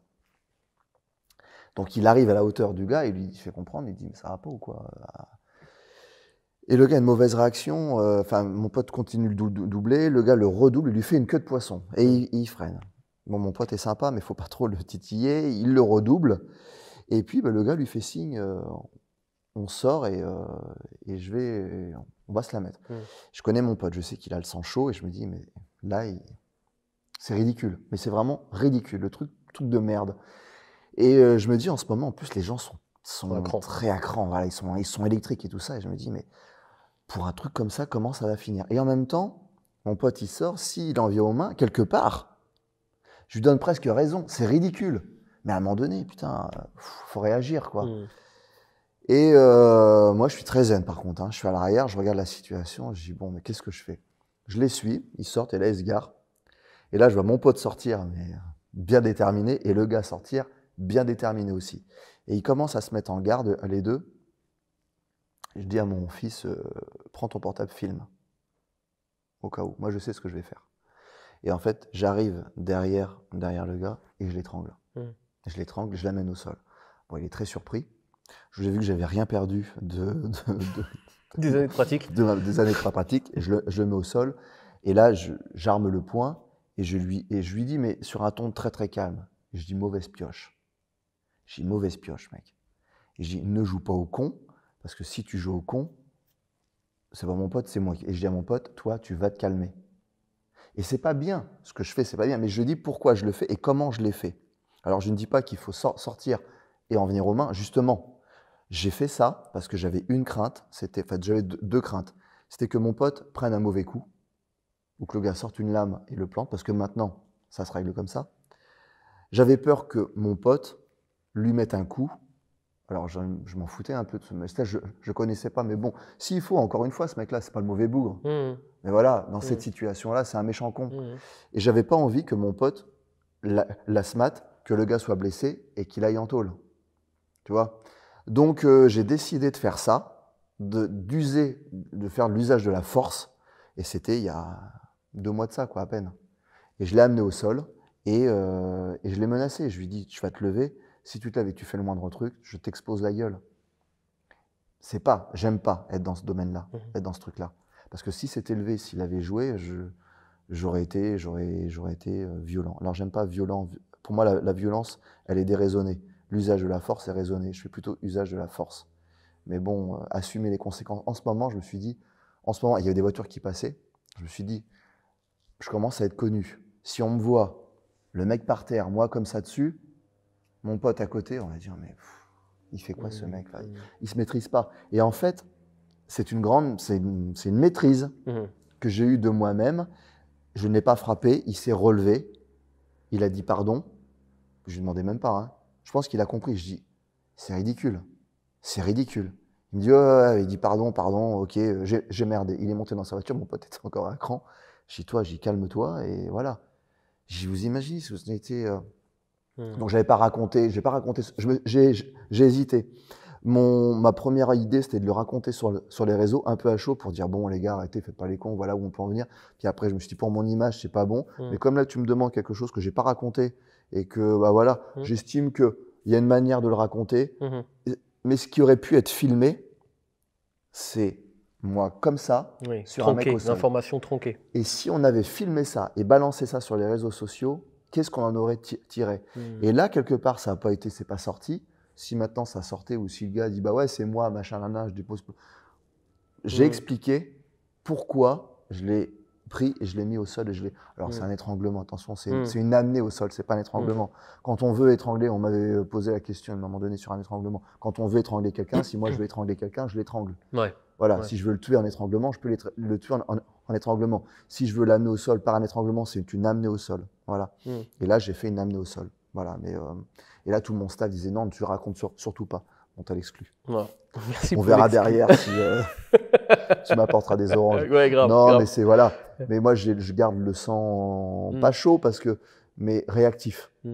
Je reste réactif. Ok. Eh bien, écoute, Philippe, je vais te demander de me faire confiance.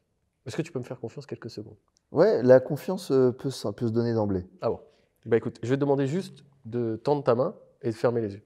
D'accord. Et de refermer ta main. Tu peux ouvrir ta main. Tu sais ce que c'est? Non. C'est l'œil d'Agamotto de Doctor Strange. À l'intérieur, il y a la pierre du temps qui permet de remonter 30 ans en arrière. Ouais. Qu'est-ce que tu dirais au toi d'il y a 30 ans? Qu'est-ce que je dirais au moi d'il y a 30 ans? Eh bien, je dirais, ça va être compliqué, voire très très dur. Mais tu resteras sur le chemin que tu t'es fixé. Jusqu'à, 30 ans, au moins dans 30 ans. Certains ne croiront pas en toi. Évite de les écouter. Focalise sur ceux qui croient en toi et ceux qui parfois ne croient pas, mais juste en tes capacités, parce qu'en fait, ils vont te donner les bons conseils pour que tu sois au niveau. Donc écoute les critiques constructives, écoute ceux qui te motivent et n'écoute pas les rageux, les jaloux qui diront que tu n'es rien et que tu ne mérites même pas ta place sur Terre. Tu la mérites, tu seras Tu seras utile à des moments. Tu te poseras des questions sur ton utilité, mais ne doute pas. On te fera te poser des questions sur ton utilité, mais ne remets pas en question. Vois les actes. Concentre-toi sur tes actes. Et puis kiffe. Profite des moments qui seront offerts à toi. Profite pleinement. N'aie pas de regrets à profiter. N'aie pas de scrupules à profiter. Parce que les moments sont courts. Tu auras des amis. Tu vas en perdre. C'est la vie, c'est comme ça. Donc profite de chaque instant et continue à travailler. Voilà. Et les rêves que tu as actuellement devraient se réaliser. Voilà. Donc continue comme ça, tu es sur la bonne voie. Voilà ce que je me dirais. Ok. Eh bien, super. En tous les cas, merci beaucoup, Aton, d'avoir pris du temps pour répondre à mes questions, parce que je sais que tu es quelqu'un d'occupé. Et d'ailleurs, on passe le bonjour à Angélique, parce qu'elle a aussi contribué à cet entretien, donc qui est ton assistante. Et puis, je vais te laisser le mot de la fin. J'ai l'habitude de laisser le mot de la fin. Tu dis ce que tu veux pour ce mot de la fin.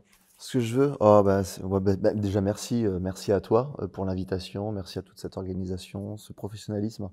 Merci pour tes questions qui ont été assez atypiques.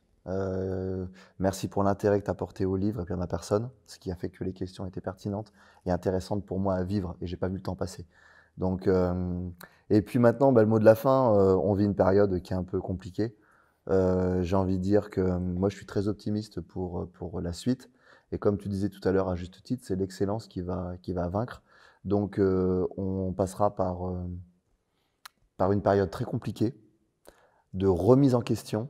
Et je pense que c'est tout à chacun de se remettre individuellement en question et de ne pas rejeter la faute sur la société, le gouvernement, enfin tout son environnement, mais de se dire qu'en fait on a tous un rôle à jouer dans cette société et quelle société on veut pour demain et quel rôle individuellement on va y jouer et de le jouer dès maintenant.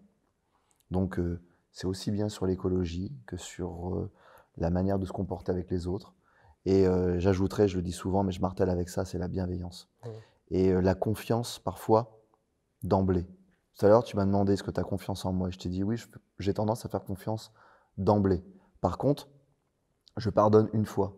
L'erreur est humaine, je la pardonne une fois. Mais j'estime que quand on fait une deuxième fois la même erreur, c'est qu'on a une volonté de malveillance. On peut se tromper une première fois, c'est l'erreur, mais jamais deux. Donc, je dirais aux gens de faire un peu plus confiance en leurs semblables, de se faire un peu plus confiance en eux et de prendre un petit peu leur rôle un peu plus à cœur dans ce jeu qui est collectif de la société. Écoute, je vais compléter tes propos pour terminer cet entretien. Il y a un célèbre youtubeur, je vous laisserai deviner, vous marquez dans les commentaires si vous arrivez à trouver qui c'est. Il dit une fois, c'est une coïncidence, 2 fois, c'est une occurrence, et 3 fois, c'est une récurrence. Alors j'ai une autre citation, peut-être mieux encore que celle-ci. C'est « Ne soyez pas la énième copie d'une énième et d'une énième copie, sous peine de se transformer en photocopieur ».